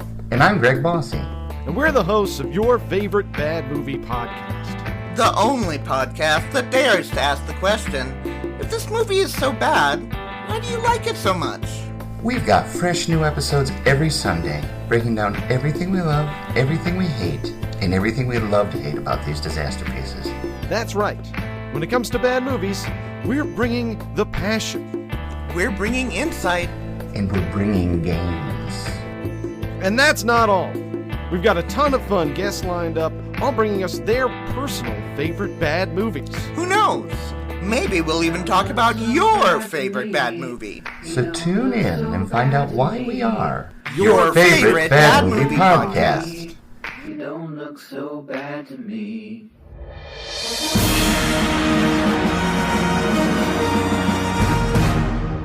Welcome back to Are You Afraid of the Dark Universe, Phase 4, Night of the Living Dead. We are halfway through Dylan's pitch. Because we have so much left to do and we do want to be considered Dalton's neighbors, we're going to save any further conversation to at least the end of Act 2. We're just going to fucking go through unless you have something you really want to say. I don't have anything I really want to say. I am interested to see. I feel like we had our character setup Act 1. We had our action-heavy first half of Act 2. And I feel like now we're going to get into our character conflict of Act 2. Yeah. Down here in the hatch. You suppose correctly. Yes. So I'm sure there will be much more to talk about after this section. This is the section of the movie that if I was able to have more like sort of subplots that just develop character, little episodes and stuff, like sort of like they do in Night of the Living Dead, like little internal little conflicts. I would want to have more of them here. I only have time for. I summarize a lot of characters' deals with little arguments that should really be longer, and not just dialogue. They should be things where the characters get to interact more and demonstrate what their deal with each other is. Here, I kind of just have them yell their feelings at each other because that's what I had time for. Which is kind of the point I was making earlier. Yes, I know. Let's move forward. We'll see how it plays out. Ben climbs down the ladder to an embrace from Helen. He hugs her back. Harry is less warm. What the fuck were you doing breaking into my house? I heard about the hospital. I thought you were dead. No reason all your doomsday prep should go to waste. We barely made it out in time. This place is for me and my family, not for you or whoever the fuck this is. Then why the rescue? Ask Helen. I wanted to leave you up there. He doesn't mean that, Ben. He just needed some prodding is all. Thank you, Helen. Your family, Ben. Helen eyes Jess and Saffron with something more than skepticism, something closer to fear. As for these two, Ben turns to Jess and Saffron. It's all right, Helen. They're friends. This is, You don't even know them? You brought strangers down here? Jess steps forward. My name's Jess, and that's Saffron. Hi. You two can stay the fuck over there, thank you very much. He turns to Ben. You had me risk my ass for a pair of degenerates you just met? Excuse me? Hey, shut the fuck up, man. You're a guest here, lady, or whatever you are. What, have you never seen a woman before? Saffron is taking slow, controlled breaths with their eyes closed, trying to stave off a panic attack. Harry scoffs at this. Oh, good. Now your boyfriend's going to shit his pants. No, he's not. They're not my boyfriend, girlfriend, whatever. I'm not a girl, and this is a really triggering conversation. Oh, grow up, Saff. It's the end of the fucking world. Who gives a shit? Harry cracks a mean smile. Thank you. Look who's talking sense. Hey, I'm not on your side, you troglodyte. Don't you talk to my husband that way. Well, someone should. Harry picks up his shotgun. That's it. You're all getting the fuck out. Fine. I'd rather be dead than have someone like you to thank for being alive. Let's go, Saff. Another gut-wrenching scream from Lillian's bedroom shuts everyone up. Is that Lillian? Ben pushes past Harry towards the source of the scream. In Lillian's bedroom, Ben kneels down next to the bed. Lillian is in agony. Oh, Jesus. Lillian, I'm so sorry. Enter Helen, followed by Harry and Jess, who crowd the doorway. Can you help her? Is that why you brought me down here? Helen nods. Ben looks Lillian in the eye. I'm gonna have to take a look, okay? Lillian, shivering, nods. Ben checks her dressing. It's damp and needs to be replaced. He peels it off. The wound underneath is only patched up, a short-term fix. Ben shakes his head.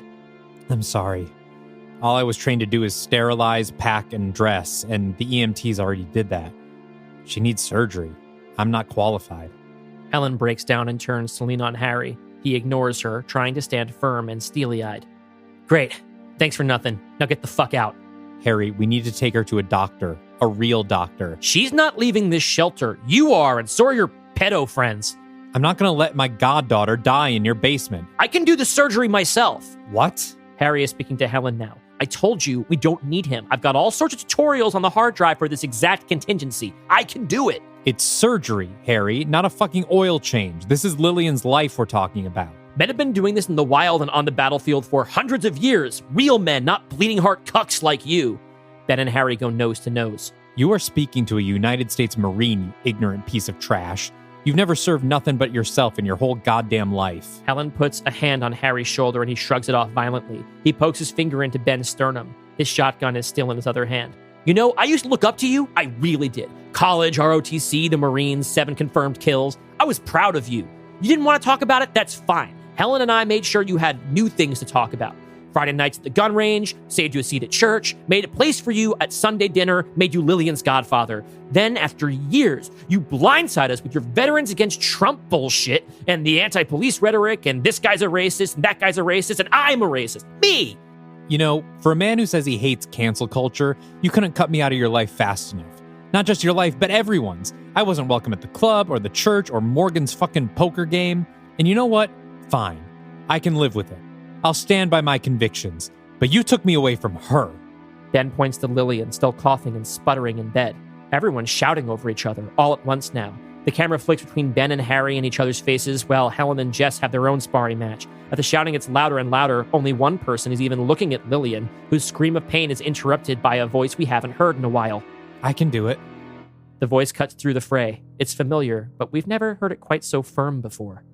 Everyone turns to look through the bedroom doorway, where Saffron stands with their head up high. Their runny eyeliner now looks more like war paint. I can do it. Helen quakes against Harry's chest. No, I'm not going to let some pervert touch my daughter. Ben is skeptical. You're a doctor? No, I'm not a doctor, and I'm not a pervert. But I have 2 years of med school, which makes me the most qualified person here, by a lot. So you can let me stay and help you, or you can let Dale Gribble over here have a stab at it. Your call. Cut to Harry and Ben laying Lillian on the dining room table in the common room. Saffron pulls a pair of sterilized gloves out of Harry's blue toolbox and snaps them on over a pair of hairy hands with polished nails. As promised, the kit does contain some basic surgical tools, which Saffron quietly inventories with Harry, who's insisted on playing nurse. In the corner of the room, Ben and Jess stand leaning against a wall, watching them prep. In the opposite corner, Helen stands with her arms wrapped tightly around herself. So, that's who I have to thank for saving our lives, huh? How the fuck did you get involved with these card-carrying fascists? We grew up together. Harry was the quarterback, I was his go-to receiver. He was number 18, I was 81. We were cute like that. He and I scored 14 touchdowns our senior year, went all the way to regionals. And Helen was what? Captain of the cheerleading squad? Nope, not captain. Yeah, she doesn't seem like the leadership type. Don't be too hard on her. She's had a lot of people try to convince her that she's weak. It takes a lot to work through that. Well, at least she pulled through in a pinch. Ben nods, then gestures to Saffron. So did he. They. Whatever. Anyway, you don't choose family. Family chooses you, right? Not in my community. We make our own family. From scratch, if necessary. So how did... Ben indicates Jess and Saffron. This happen? This doesn't happen, okay? They're not my type. But they're Barbara's. Jess chokes a little as she says the name, just for a moment. She blinks it off and continues. They were her type, and so was I. Now she's gone and we're stuck together. Huh. You know what that sounds like, right? Jess looks over at Saffron, who's finishing their prep. Saffron leans down over Lillian's face and speaks in a soft but practiced professional tone.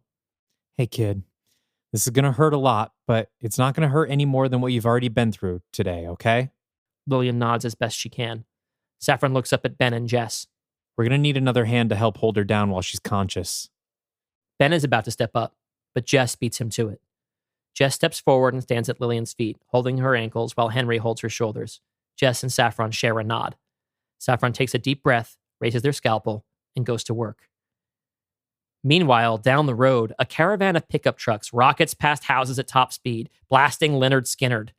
They speed past a trio of red ghouls taking pot shots. 2 of them land, and the driver of one, Chuck, the shit kicker from the bank earlier, hoots and hollers in celebration. When the trucks have passed, the remaining red ghoul screeches. This one's familiar. It looks a lot like Barbara. When the surgery is finished, Saffron approaches Harry and Helen. I'd like this to be framed like every scene you've ever seen on TV of a doctor telling someone the results of surgery, only this is in a weirdo's basement. Is she going to be all right? I've extracted the bullet and stopped the internal bleeding. The bad news is she had a perforation of the small intestine and there was some leakage from her digestive system into the abdominal cavity. That means we're looking at a high probability of serious infection. We need to put her on a strong antibiotic right now. Isn't there some in that med kit? What we have isn't strong enough. If I give her that and it doesn't totally kill the infection, then it'll just come back stronger and then there will be nothing we can do. You mean she could still die? Yes. And as awful as that is on its own, it presents another problem for all of us. Jess steps up. If she dies, she'll turn into one of those things, and we'll all be locked in here with her. Now Ben steps up. So we go get stronger antibiotics. Where do we find some? Well, there's a chance that the dosage we're looking for might be in stock at a local pharmacy or urgent care clinic, but if we really want to be sure, there's only one place that'll definitely have what we need. Cut to an exterior shot of Snyder County General Hospital, surrounded by a mass of shambling gray ghouls. It's pouring out. 2 young adults huddle in a car in the parking lot, waiting for an opportunity to make a break for it. One of them signals now, and they swing their door open and start running, only to be immediately overwhelmed by the mass of hungry creatures. Back to the shelter, on Harry. You're shitting me. You can try searching somewhere else, but I have to be honest, without those antibiotics, I can't promise you she makes it through the night. If she does get them, then you can promise she'll be okay? No. I'm sorry, I can't, but it'll give her a fighting chance. Ben starts collecting weapons from around the room. Then we go to the hospital. We'll take my truck, assuming it's still out there. Ben hands Harry a shotgun. I can't do it alone. I need you, Harry. Lillian needs you. Harry and Ben share a very manly stare. Then Harry takes the gun. You're damn right she does. Ben turns to Jess. You too, Jess. If you can handle it. He tosses her a rifle. What else am I going to do? Now to Helen and Saffron. I'm going to stay here and watch Lillian. Me too. She still needs a doctor. Jess laughs, but it's a friendly laugh, not a mean one for a change. God, please, by all means, stay here where you're useful. Saffron smiles back at Jess. Harry and Helen embrace, a soldier kissing his wife before he goes off to war. Don't you come back without that medicine, okay? Come on, when have I ever let you down? Well, there was this time we were out of tampons. Harry rolls his eyes dismissively. For Helen, the moment is a little bit spoiled. Harry doesn't notice. Just sit tight, babe. I'll be back here as soon as I can. We'll get these freeloaders out of here, and then everything will be how it's supposed to be. He strokes Helen's cheek with his thumb. Her face twitches, and Harry mistakes it for a smile. Be good, Helen. Harry turns his back, and Helen reflexively goes to wipe tears from her face. To her own surprise, there are none. Harry pulls a rifle over his shoulder, clips a pistol to his belt, and cocks a shotgun in his hands.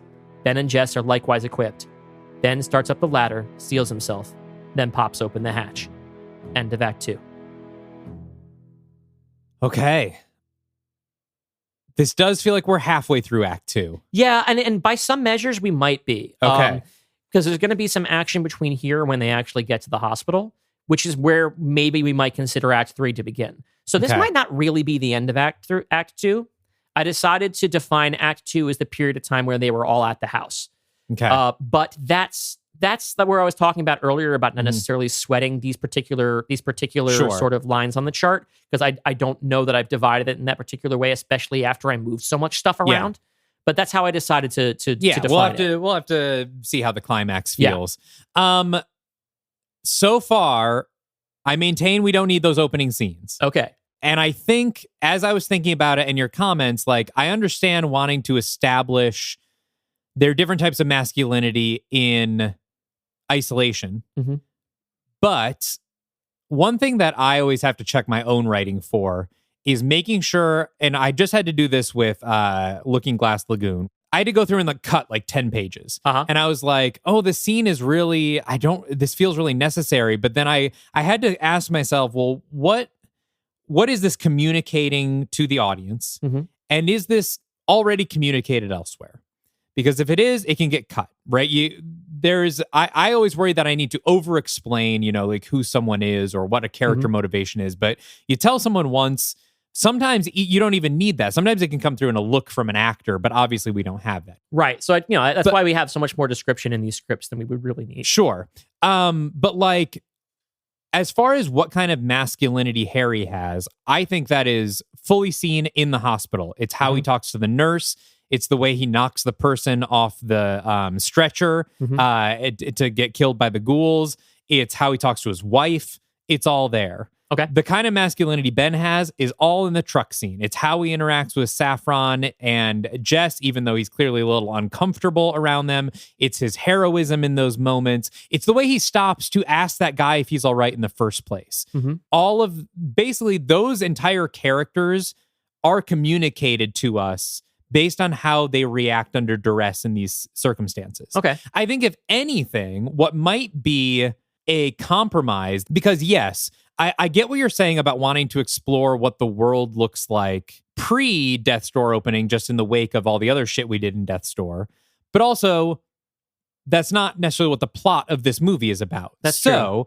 I like the idea of at the beginning, as Jess and Saffron and Barbara drive through town, we could get very small vignettes of what's going on in the town. Maybe they drive past Harry's house and we see Harry and Helen fighting in the driveway about the stuff with the tampons and stuff like that. And it's just a quick, like, half a page conversation. They drive past the bank where everyone's freaking out and Brady's standing there and we see Ben calm people down. Yeah. And so we get these little vignettes illustrating what this town looks like as the world is going to shit. And then, as we see just these glimpses of these characters, we recognize them when they appear in the truck. We recognize them in the hospital, and we realize they're going to be main characters. But then we're able to go right from, we go to the cemetery, there's the zombie attack, they drive off in the car, they meet Ben, Harry's in the hospital, Ben goes to Harry's place. Like, all that momentum is just boom, boom, boom. Hell breaks loose, and it stays loose. Okay. And I think that communicates everything that's there in the beginning, but in a way where we don't have to kind of spend 10 to 15 pages ramping up to it. Hey, I can dig that. That's the larger point. And then makes room for the things that you want and that the audience wants, which is the conflict of these characters meeting, right? Yeah. In Act 2, we get more time for the subplots of illustrating these differences through action rather than saying things via fights, right? Yeah, I mean, you are definitely. First of all, I love how this is becoming more complimentary. The way that's like, no, you actually accomplish all of this later. That's the thing. I don't think there's anything missing. If anything, I think you have communicated more effectively than you think you have. Okay, and you don't need to do it in as much as is there. Like it's in the little moments, Hey, you know what? I'm feeling. I know that I did not just come across as defensive. I think I was straight up being pretty defensive at you before the break. And that's a little bit just like, I will, I'll defend myself a little bit by just talking about, as I mentioned earlier episode, my general stress level right now is really high. And I'll open up a little bit more here because it's one of the things that I'm trying to teach my characters to do. That I occasionally, and I don't want to make too much a big deal about this, but I do occasionally get anxious about feeling like I am always having to chase your craft on the show. How I'm always having to take a lot more advice from you than you're taking from me. And that it's not bad for the show. First of all, I want us both to be doing our best all the time. Sure. And I think some of it has to just do with your writing process. You get to you take your time more than I do, right? Like if I had started this, I did start it pretty long ago, but if I had fewer distractions and I'd really gone with it, it's possible that I would have eventually gotten to the point where like, I don't need all of this stuff. Yeah. But I had put so much time into it and I'd rewritten it so many times and I had this deadline. I think the idea that any of it was wasteful was like frustrating to me as of like, well, I spent weeks on this, right? It's like, well, that's how the craft works. I would love one day to come in here with something where you've got no notes. Like that's something, because that has happened a little bit on the opposite side. And some of that was me just being generally kind of chill and not wanting to like, I'm more, it's funny that, in my life as a critic, I it's my job to pick things apart. But as your co-host, I kind of do just like to hear you tell stories and give notes when I really have something. But that's not to say that you're just giving me notes to give me notes. These are all good notes, right? And as I go through these processes, I need to be a little bit more easygooing about like, yeah, maybe we don't need it, and not need to be like, but I worked so hard on this, Dalton. I need this to stop shitting on everything I create, always naysaying. I'm sorry. And I know that you don't have to apologize. But I know that can sometimes be the perception of the show. And you have, and maybe I don't take the time to say it enough. We've said it on some of our recap episodes, but you've greatly improved. Like, I mean, thank you. And I can feel that I have, right? Yeah, you've come a very long way. And like, I think it's to the point where it's like, oh, all these scenes are really good. The problem is you've written even better scenes in here, and I want to follow those up. Like the zombie action you have is so good and so propulsive that then to interrupt it feels more detrimental, right? Like, because I want to stay in that, but yeah, I'm sorry that ends up being the thing, but you really are improving. Honestly, I don't think I've ever said it, but I think that you have a great deal as well. I think that you started from a place of greater confidence. But I think that your scripts you have kind of the opposite problem, where in the beginning, I'm always pushing us to write more and more and more and to make these more like real scripts. And I think that the more as you've kind of, I think that might be the element where I might flatter myself by saying that might be kind of where you chase me, is that you don't want to give a skeleton if what I'm giving is maybe half of a full body, right? Like maybe it doesn't have any legs, but there's meat and fat on the half of the skeleton that I'm providing.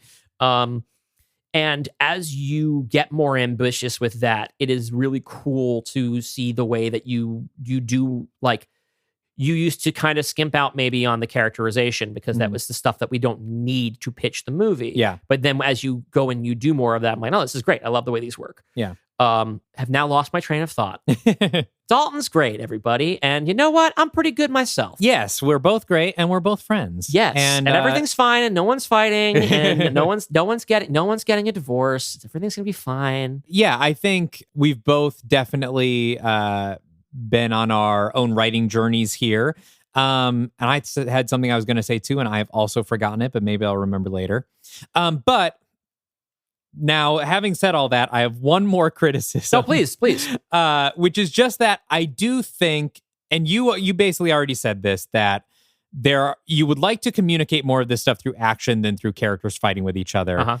I think some of this is coming across a little broad. Yeah. I think it's so hard because there's so much discourse online, and the people that are talking online are real at all fringes, but also real people. I don't know. There's like a lot of this feels like the arguments feel like Twitter threads. Like, oh no, it's the last thing I want to hear. I'm sorry, but like the sort of the pedos and the perverts and the triggereds and the, like, it's just like, I think because it's such an abbreviated script, those are such hot words.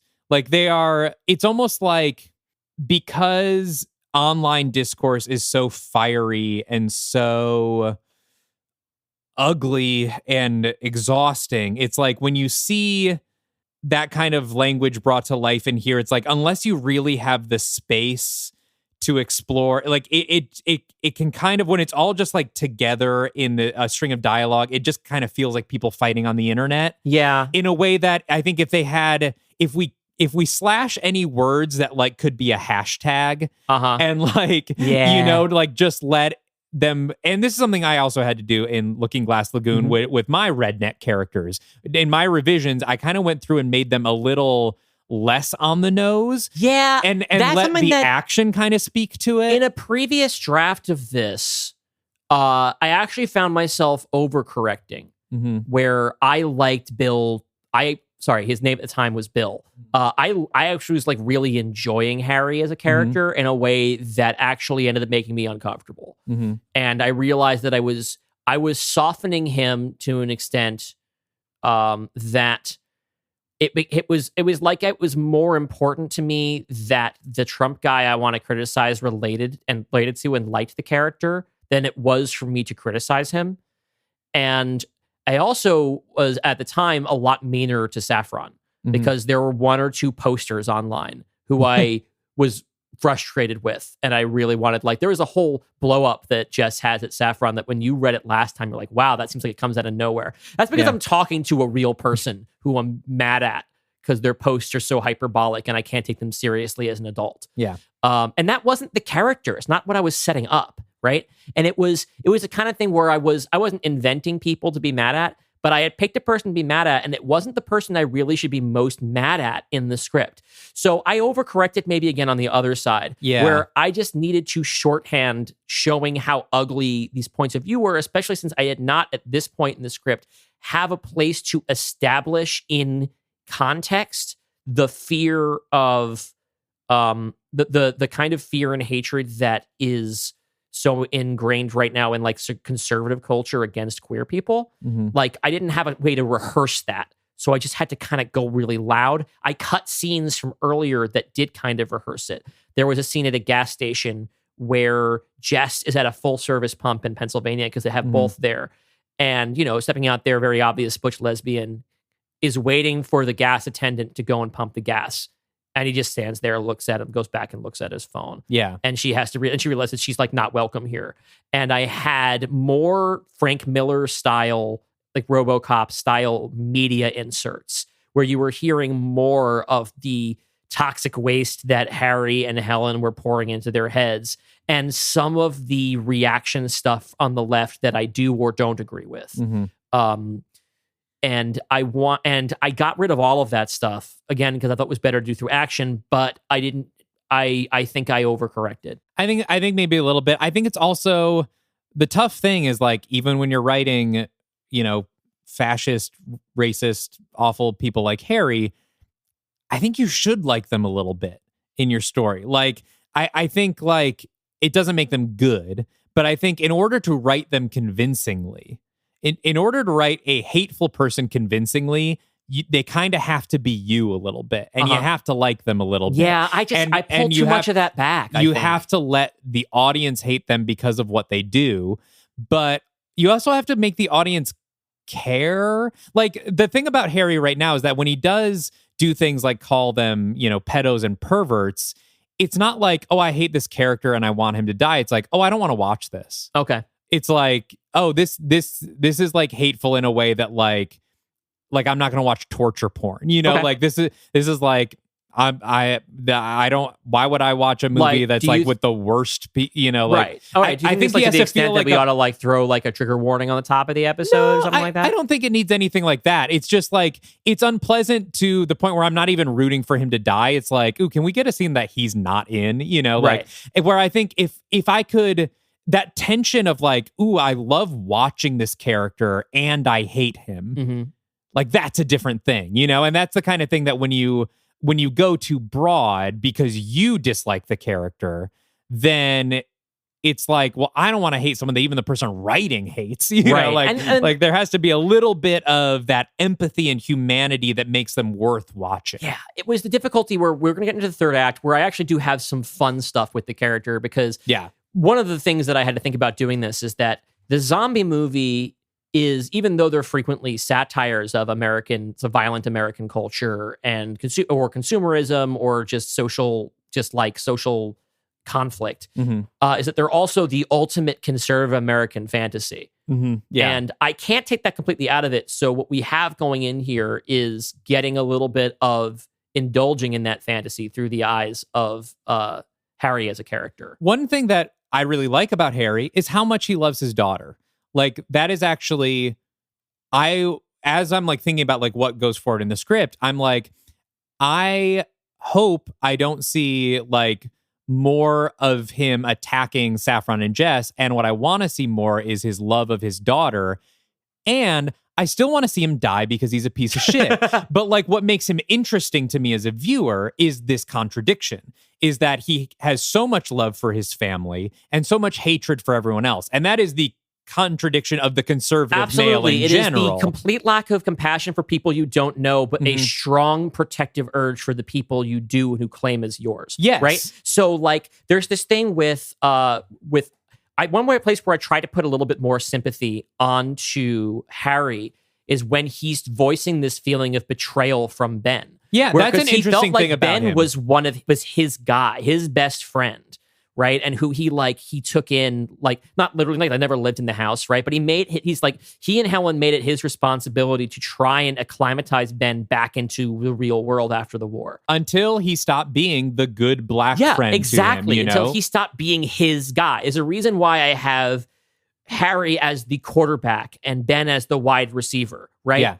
One of them is the leader and the other one is the appendage. Once Ben stopped being the appendage, he was no longer welcome in the same way. And that's the threat that always hangs over Helen's head. To the extent that I kind of wish I had throttled back her defiance against Harry in the first act, in the tampon scene, because I just loved writing that argument. It was fun. Because later on in the movie, she's much more timid and sheepish and deferent to him. And that's kind of becomes her defining characteristic that she needs to overcome, and mostly overcomes in a subplot that I cut, where she gets an abortion.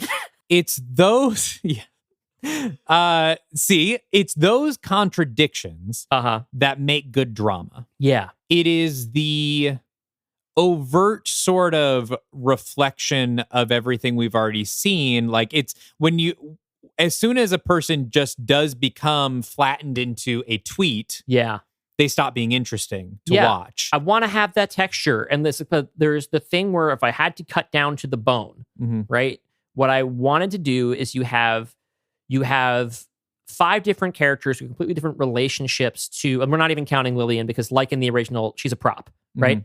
You have these 5 different characters who have totally different relationships to masculinity. You have one who is 20th century paternalistic, right? He values strength and he protects his own. Whether he really understands or loves them in a full way where he respects their personhood, that's kind of up for debate. But he wants them to be safe and he wants to know that he's responsible, right?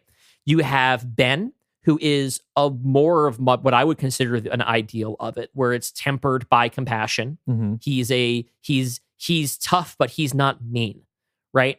But he's also got maybe a little bit, and something that I would want to explore more, is like maybe a little bit too in love with order as an idea. Yeah. Right? He's lawful good. You have Jess, who is not a man, but who presents and has chosen to express a lot of things that are traditionally masculine. And in a way where, like, whether, whatever it is that's inside you is that, but it's elective, right? Where, like, she's made this a big part of her identity. And it seems to really value some of that stuff, like finds it tiresome that Saffron is so demonstrative of their feelings and does not want to buckle in the same way that we see that Harry doesn't want to buckle under pressure. They're both swallowing all their pain, right? You have Saffron, who was born into masculinity and who has shrugged it off as a thing that they don't really want to be identified with. And they are judged for that by some characters, but we get to see a little bit of what is kind of more, even though doctors like there's lots of, it's a field that was predominantly male and that shifts or whatever, is sort of a maternal role of a nurturer, right? And getting to see that that's kind of something that's valued to them, but we're going to hear Saffron talk a little bit more about what their gender means to them in a future scene. And then you have Tracy, who is completely a prop to masculinity, gets bounced around by a masculine figure who does not see her value. Is her name Tracy? Sorry, Tracy was her old name, Helen.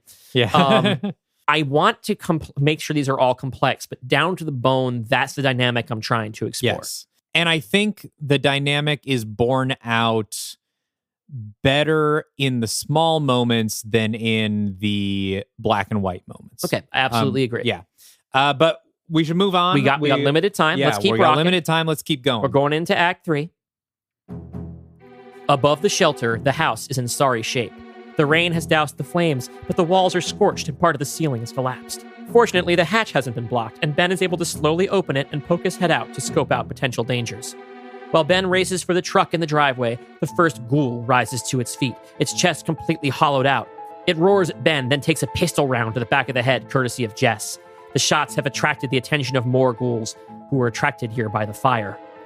Ben climbs into the driver's seat while Harry and Jess hop into the truck bed, switch to their rifles, and try to pick off ghouls as Ben backs the truck down the driveway. Jess is all business, fighting for her life, but Harry has a mean, boyish little smile on his face. At the end of the driveway, Ben peels the truck into the street, and Jess and Harry hop out of the back and into the cab before it speeds off down the road. Inside, Harry is riding the adrenaline. Holy shit! I think I just shot my neighbor Graham Dixon. Horse's ass let his dog shit all over the sidewalk. Harry catches Ben and Jess sharing a concerned look. What?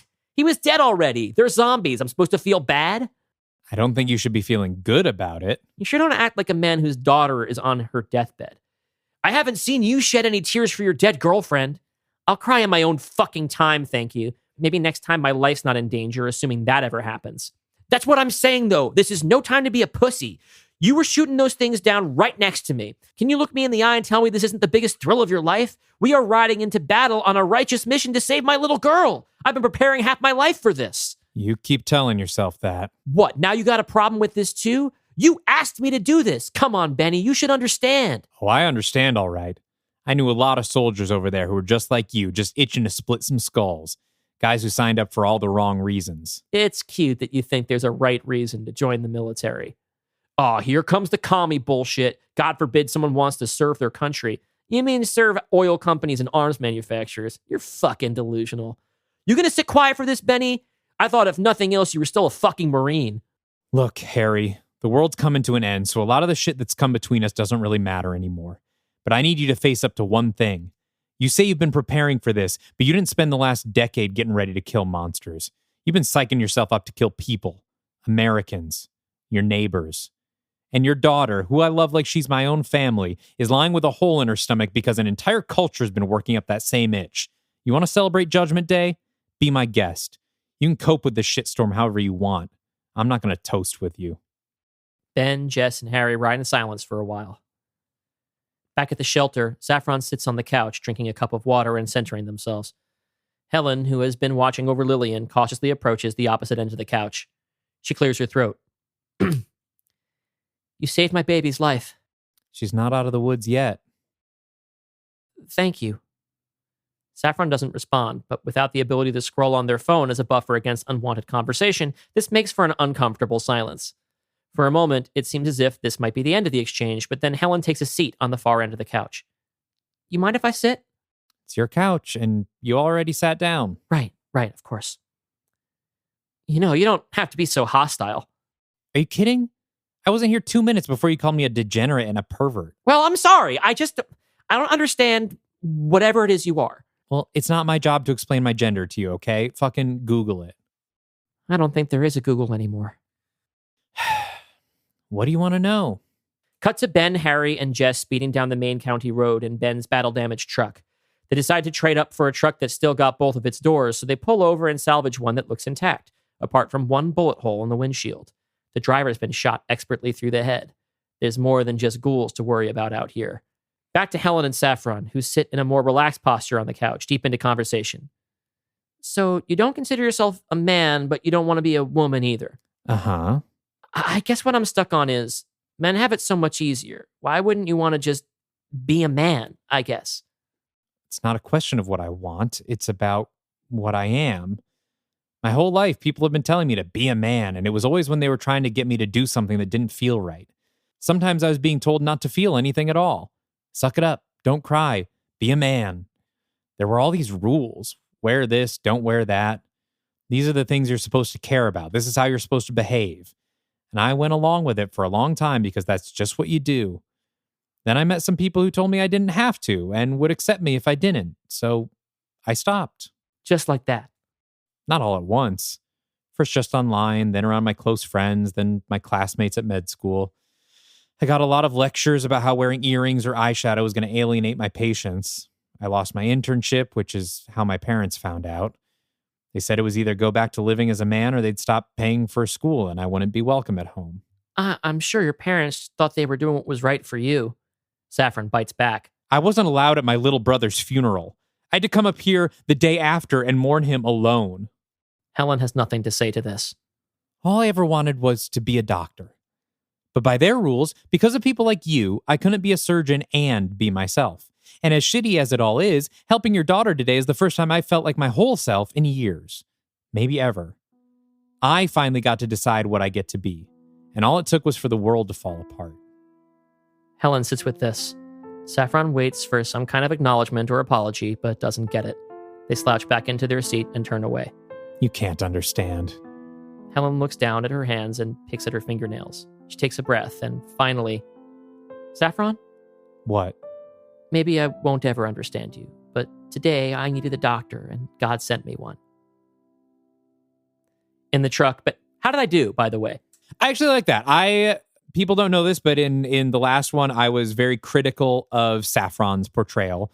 I thought in the first draft, Saffron came across very much like a right-winger's fantasy of a, blue hair pronouns person. Uh-huh. I think there are still traces of that in here that are not always great. I think sometimes it's just in the way that they talk. Like the use of like, what you're saying is very triggering to me right now. All right. I thought I could leave that one. Yeah, I didn't love that, but I think this scene is very good. I think this as a masked non-binary person, I think that monologue is very well done. I like Helen's response about needing the doctor. I think that's a good button to the scene. This makes me feel much better about Saffron than some other moments in here. But for the record, yes. This scene and more was in the previous draft. This is a trimmed down version. Sure. Yeah, we never got this far. This was always in there. Yes. I cleaned it up a little bit and I trimmed it down. Yes. The first act was rough on Saffron in the first draft. Yes. And that was, as I said, that was a consequence of at first trying to be meaner to everybody and then trying to sympathize too much with the character who I thought I was being meanest to, and the whole thing got thrown out of whack. But anyway, it's funny that even though like I consider myself to be a cis man, this is very like, it's really, I get to speak a lot from the heart here. It's just that for me, I feel like I have a version of masculinity that I want to embody that is has not always had a lot in common with, say, my father's, right? But for me, it just happens to also not come with, I don't have any objection to the label. It seems like it fits. I feel like it fits fine. It's just I have different rules. As my good friend Kara likes to say, cis people don't exist. But that's a conversation for another time. It's straight people thing. It's like, it's just everything's shades of stuff. And I fit. I would say if you had to put a label on me, I'm straight and cis. But, it's just like, what is if we're going to have labels, which again, maybe we don't even want to have, they're useful for identifying what you like or how you want to dress, right? But only if there's a label that fits for you. Those two fit me fine. But they mean different things for me than they might mean for somebody else. Yeah. In the truck, Ben, Jess, and Harry strategize. From the looks of that convoy, we may have more to worry about than just Walking Dead. I don't know about Daryl Dixon here, but I've never been in a firefight before. It's even more hairy out here than we thought. I don't know if we all come back from this. The only thing that matters is getting those antibiotics back to the shelter. Right now, Harry, you're the only one of us who has the code to the hatch, and I don't think we should count on Helen or Saffron happening to see us on the security cameras when we get back. Then I guess you two better make sure I make it home alive. You're not serious. We're out here risking our lives for your daughter. Yeah, for my daughter. What makes you think I want either of you raising her? You get me back to the vault with the antibiotics, then we'll all go back down there together and figure out what's next. Otherwise, you're all shit out of luck. You're unbelievable. Jesus, Harry. If everyone was like you, we wouldn't have a civilization. You know that? Shit, if everyone was like me, you wouldn't need civilization. And hey, wouldn't you know it? We don't have one. The truck pulls up to the perimeter of Snyder County General Hospital. From outside the parking lot, they can see that the area is positively crawling with ghouls of both the red and gray variety. Ben, Jess, and Harry sit in the cab for a moment, taking it all in. You got a plan, Gunnery Sergeant? Saffron drew me a map to the room where they store the antibiotics. That's great, but how are we going to get in the building? Cut to the truck speeding through the parking lot, plowing through chalky gray zombies with ease. In the cabin, this is your plan? I thought about trying some Black Ops stealth tactics, but I figured you two wouldn't be very good at that. Then I figured, why don't I just run them over with my truck? Simple. I love it. Does this mean you're starting to have fun, Benny? Ben shakes his head. Nope. The commotion has attracted the attention of a pair of red ghouls who screech into the air and start running for the truck. One of them leaps into the air and grabs onto the side of the truck, clinging on like a giant insect. You got a plan for these? Yeah, shoot him in the head. On it. Harry sits on the dashboard, bracing his legs against the bench seat. He rolls down his window and points his shotgun out. The ghoul opens its mouth wide and screams, only for Harry to stuff it with the barrel of his shotgun and fire. It falls limp and rolls on the pavement, knocking over a few of its gray cousins. Jess follows suit, opens the back cabin window, and starts firing her rifle at another red ghoul that's climbing into the truck bed. Bullseye. Cut back to the shelter, Lillian's bedroom. Helen dabs Lillian's brow with a damp washcloth. Lillian's looking very pale. She squirms and moans in pain. Saffron comes rushing into the room. She's burning up. We need those antibiotics by sunrise or she's not going to make it. Come on, baby girl, stay with me. Back to the hospital, where Harry, Jess, and Ben charge out of the truck and run into the hospital entrance, firing shots into the advancing crowd of ghouls as they go. They rush through the waiting room, where they blast through the opposition, carefully dodging bites and swipes. It's run and gun as they move as quickly as they can and spare their ammunition only for the ghouls who get too close for comfort. Most of the gray ones get off easy with melee strikes in the butts of the party's rifles. For the red ones, they take no chances, spray and pray. While turning down a relatively quiet hallway, Harry notices a red ghoul leaning dead against a wall, its brain splattered behind it. He didn't kill it, and he didn't see Jess or Ben kill it. With no time to stop and think, he keeps running. The trio climbs a stairwell to the third floor, and we get some close quarters violence. Harry, Ben, and Jess look out for each other, calling out targets and watching each other's backs. They arrive at the third floor with action hero momentum, but when they kick down the door into the hall, they find it strangely quiet. There are bodies everywhere, red and gray ghouls, but also a few untransformed men in army surplus and tactical gear. There's some noise from down the hall. Voices. Living voices. Ben signals for Jess and Harry to follow him slowly. The sound is coming from the very storage room that's marked on Saffron's map. Slowly, Ben opens the door, his shotgun pointed ahead of him. By the time the door is fully swung open, 6 men in camo and tactical swivel around inside and point their own rifles back at him. Ben puts one of his hands up, the other still pointing the shotgun into the room, a purely symbolic gesture of peace. Easy, boys. I'm human. One of the men turns to face Ben. Well, check this shit out. It's Chuck. It's Snyder County's one and only Biden booster. Do I know you? Ooh, that's smarts. Chuck McClellan, from the gun range. We used to shoot together from time to time. Doesn't ring a bell. Well, I guess I just ain't as memorable as you are. Don't stand out in the crowd, so to speak. Guess not. Harry steps out into the doorway where Chuck can see him. Hey, Chuck! Harry, the fuck are you doing here? Aren't you supposed to be in your deluxe premium luxury bomb shelter or whatever? I was. My daughter, she's real sick. We're just here for some antibiotics and then we're gonna head right back. I'm sorry your little Lily's sick, bud. I like her. Smart girl. Maybe we can help you out. Thanks, Chuck. I appreciate it. We just need... Harry turns to Ben, who checks the note from Saffron. 2 bottles of ceftriaxone, please. You got any of that cash you took out of the bank yesterday? No, I didn't bring any cash with me. Got a watch or anything like that? What? No, Chuck, just give me 2 bottles. You got tons of them. Yeah, but if I gave them all away, I wouldn't have any, would I? This is valuable shit. Come on, you gotta give me something for it. Harry shrugs. He indicates his hip holster as if to ask permission. Chuck gestures in the affirmative. The rest of his boys train their guns on him just in case. Harry pulls his revolver and shows it to Chuck. Colt Python? It's the Cadillac of revolvers. Chuck picks it up gingerly and rotates it around. Careful, it's loaded. Of course it's loaded, Harry. Chuck hands it back to him. Sorry, buddy. I don't think I'm in the market. Chuck leans over a bit so he can see Jess in the doorway. How about you, darling? I bet you got something I want. Hey, fuck off, creep. You're telling me her pussy's worth more than my gun? Look around, Harry. I got a lot of guns and... Chuck gestures to his all-male gang. Not a lot of pussy. Supply and demand, bro. That's Econ 101. Harry turns back to Jess and gives her a look that says, maybe? Jess returns this with a stare that says, hell no. Harry turns back to Chuck. Chuck, look, I'd really appreciate if you cut me a break here. Chuck shrugs. Sorry. Every man for himself. So how about you and your new diversity, equity, and inclusion gang take your business elsewhere? Right. Every man for himself. Harry looks back at Ben and Jess, each of them with their weapons at the ready. Harry shrugs and swivels his pistol in his hand, taking a quick, unsteady shot at Chuck's head. Chuck ducks just in time, and Harry hits the deck too. Chuck's goons open fire, missing Harry but spraying shots in Ben and Jess's general direction. They duck out of the room, taking cover against the wall on either side of the door. Jess yells over the gunfire. Harry, what the fuck? Ben shoots from cover, hitting one of the goons with a short, controlled burst. He's a very, very good shot. Out in the stairwell, gray and red ghouls perk up at the sound of gunfire. Harry reaches up from his cover behind the counter and grabs the bottles of antibiotics. I got the goods, cover me! Ben snaps to it, his training stronger than his frustration. He sprays fire high into the room while Harry ducks under and out the door. The three of them start running down the hall. Inside the storage room, Chuck rallies his 4 remaining men. What are you waiting for? Get after them!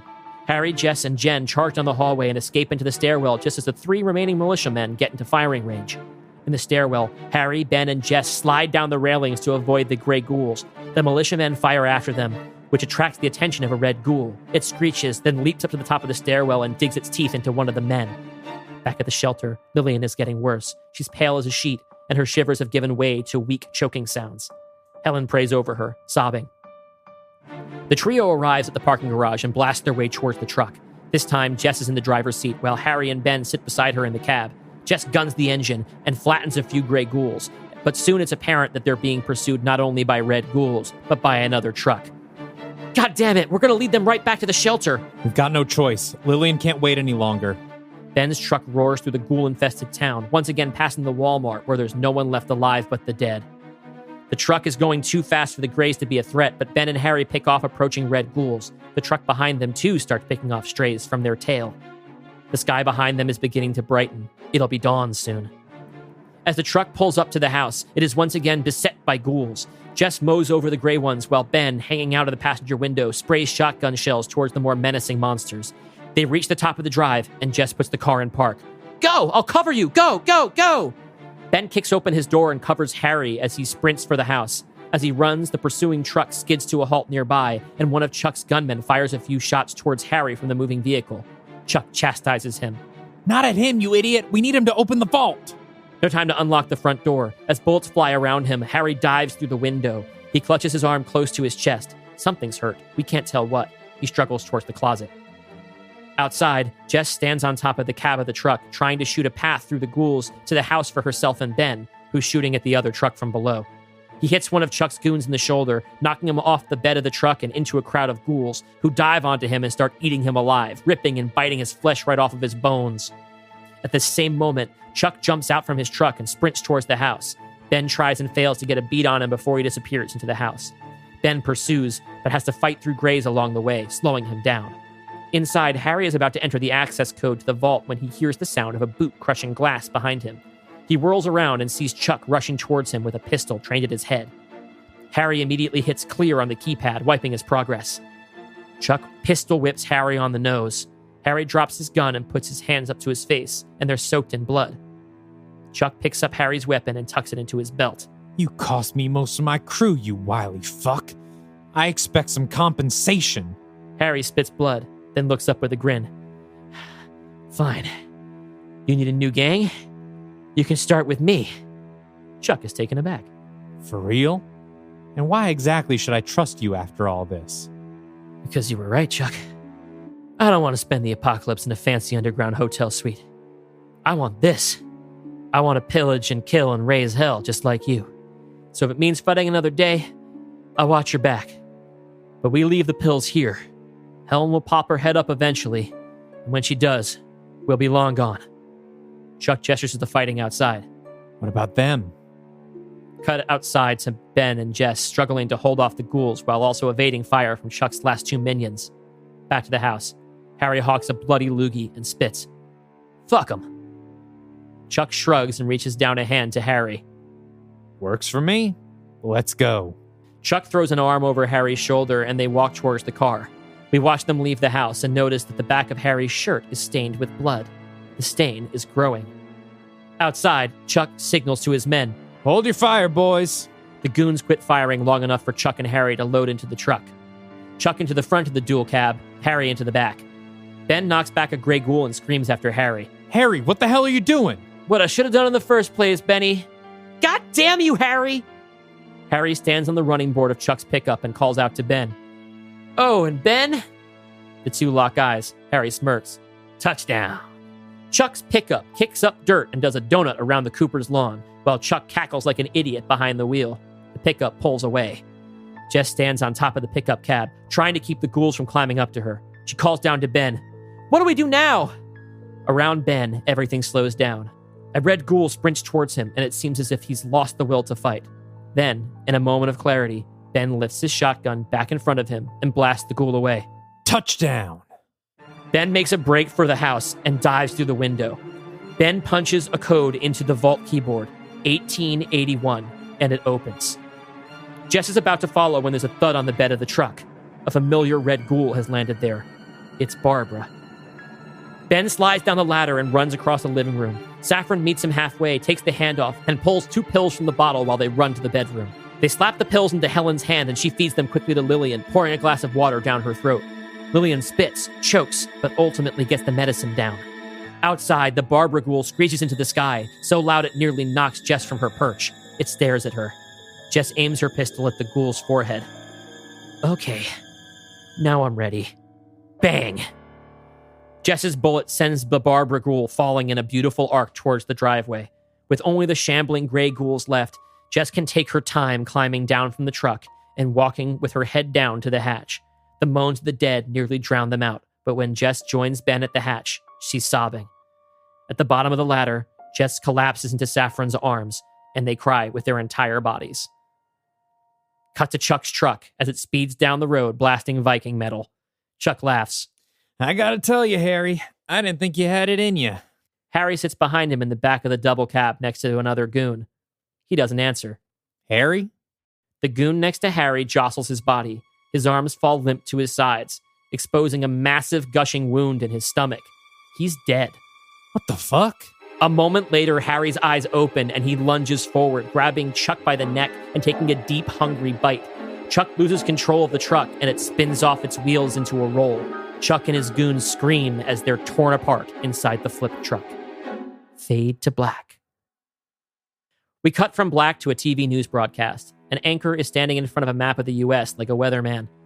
Authorities recommend that people across the country continue to avoid cemeteries, hospitals, and large gatherings of any kind. Meanwhile, surviving Pennsylvanians are advised to remain indoors and in isolation at all costs, and to immediately destroy the brain of any dead body, regardless of cause of death. We stress again, you must destroy the brain. Burning the bodies does not prevent transformation. We pull back from the newscast so that we're watching it on the TV in the underground shelter. We pull back further and see that Ben is setting the table for dinner. Jess and Saffron sit on one side. Ben takes a seat next to Lillian, who's looking a lot better. Finally, Helen sets down a big dish of baked beans over pasta, then takes her seat at the head of the table. Helen, Lillian, and Ben say grace. Jess and Saffron do not. But when the churchgoers are done with their ritual, the 5 of them dig in for family dinner. Fade to black. Credits. Post-credit scene! We do have a post-credit scene. We do indeed. A young woman sits in the dark, illuminated only by a similar newscast depicting the devastation in Pennsylvania. We sit behind her. Everyone I've ever known or cared about, all gone. And yet, I get to live. After everything I've done. It's not fair. A second figure steps into the light. This one we can make out as Alexis Rogan, played by Hunter Schafer. There's nothing we can do for them now. But if you want to balance the scales, there are other people out there who need help. What do you say? Want to put the hurt on the gods who did this? Yeah. She turns towards Alexis, and now we see her face. It's Irina, played by Kaylee Spaney. Her eyes flicker from human pupils to cat-like slits. I think that's an exciting idea. Cut to black. So people who did predict some kill your darlings callbacks were not totally wrong. They're right at the end in the post-credits. Just the one little post-credit scene. All right, so here's the thing. Tell me, Dalton. I'm going to give you a pass because you're a father, but I think Lillian should die. I thought about it a lot, and so here's where I came from. I'm going to give you the rational answer, and then I'm going to give you what's probably the real answer. The rational answer here is I've decided I wanted to tell a story about people working together and solving a problem rather than being torn apart. And also, it subverts expectations for the kid to live because she so famously turns into a zombie and dies. I set up that expectation, and people who are familiar with Night of the Living Dead are going to assume that she's going to turn. And they're going to assume it's a dark ending because the original is a dark ending. So it's actually kind of more of a twist that it doesn't have that dark ending. Here's my real answer. I'm in a bad place right now. I did not want to have a dark ending of this movie. We're all looking at a potential future. First of all, even if Trump loses and accepts the defeat, which is not going to happen, is going to fight it for however long, and it's going to be nasty. We are going to be living in a country where something close to half the voters chose this guy, right? It's really fucking grim. And I need to, at least in my little fantasy of this movie about how Americans are scared of each other and about how everyone's got these different kind of ideas of what it is to be a man or to be an American, I need to end in a place where there's some kind of sense of peace where they can kind of just let each other be who they are. It's just tough because zombie movies are generally the bleakest, right? And that is, so there's a couple things here. Structurally speaking, to your thing about like it's more of a twist if she lives, yes. But the goal when you're making changes like that is to always be additive. Right. And so if you are taking away the biggest horror moment from the original, it needs to be replaced with something even bigger. And so like that is the gnarliest part of Night of the Living Dead is the little girl taking the trowel to her mother over and over again and then eating her flesh. That is one of the scenes that makes that so iconic. And so it needs to be replaced with something that outdoes it somehow. Yeah, but I did a little girl eating her mom in the previous episode, I know, Dalton. But this is Night of the Living Dead. We need something. It's just like I have to also like I want it needs to be a standalone movie, and then I also need to think about it as an episode of our show and an installment in our universe, and we just did that. So like, yes, maybe I should replace it with something else that was gnarly. There was a point where I was rewriting and I thought maybe Harry decides not to give up the code because I do have the idea of being like, well, if I can't live, then nobody lives and fuck you all. But that does get rid of the one big humanizing thing about him is that he does care about his daughter. I think so he already knows he's going to die by the time that Chuck gets up to him because he's been shot. And I hope that I teased that just enough that it makes sense without being super obvious. No, yeah. That all worked. So he's willing to give up being his daughter's father when he's already lost it, right? But up to that point, I think it's too important for him to not do it. So I had maybe a thing where he never tells anybody the code and then Chuck kills him and Chuck is the one being like, well, I guess if I can't have it, nobody can have it, right? But I just didn't. It's just a personal thing. Where I am right now, the last thing I wanted to do was to create a future, to create a story that ends as bleakly as I think the real one's going to end. I get that. It does make it, I mean, Night of the Living Dead, also one of the most famously bleak endings in horror history. And so it makes it tough to justify it as a remake of Night of the Living Dead. Yeah. Like it is in terms of premise, but it feels like it blinks. Okay. And it is blinking in a way. I mean, I'll take that criticism. It is blinking. I'm willing to admit that, like, you can call it wimping out if you want. I know that's not what you said, but someone out there, you can say I wimped out. It's just, as it is right now, the story that I'm telling, I would really, at this present moment, I would rather be a little bit hokey in favor of something that will in the favor of creating just a little modicum of hope here. Maybe there's too much hope. Maybe it's just a little bit too happy. Maybe I needed to have it be more ambiguous. Maybe they're all trapped in there and they still don't get along, right? Sitting down for family dinner, it's kind of a stretch. The idea is hopefully it comes across that some time has passed. It's not like the next morning. Yeah. But it's, I Well, no, listen, I'll accept that criticism completely. I'm just like, that's just where I was with it. I thought about going darker with it. I just didn't want to. In this moment, I did not want to. I totally get that. Real life, we have to do these things in real time. And so, if you had more time to work on this and it wasn't all happening in the run up to an election, maybe things would change. I'll sit with that. But I think other things that are just because this has to be a pitch and has to be shorter. Some things that I would change if we were going to extend it is I think we need more zombie action in Act 2. I think Agreed. While they're doing the stuff at the hospital, zombies need to be attacking Saffron and Helen. So we have a dueling action both at the hospital and on the home front. And then I think we stretch out this Act 3 so that the stuff with getting Lillian the drugs and Harry going off is one thing, but then we still have the problem of all the zombies know where they are. Yeah. And we get a more classic Night of the Living Dead third act where everyone is just trying to keep the zombies out.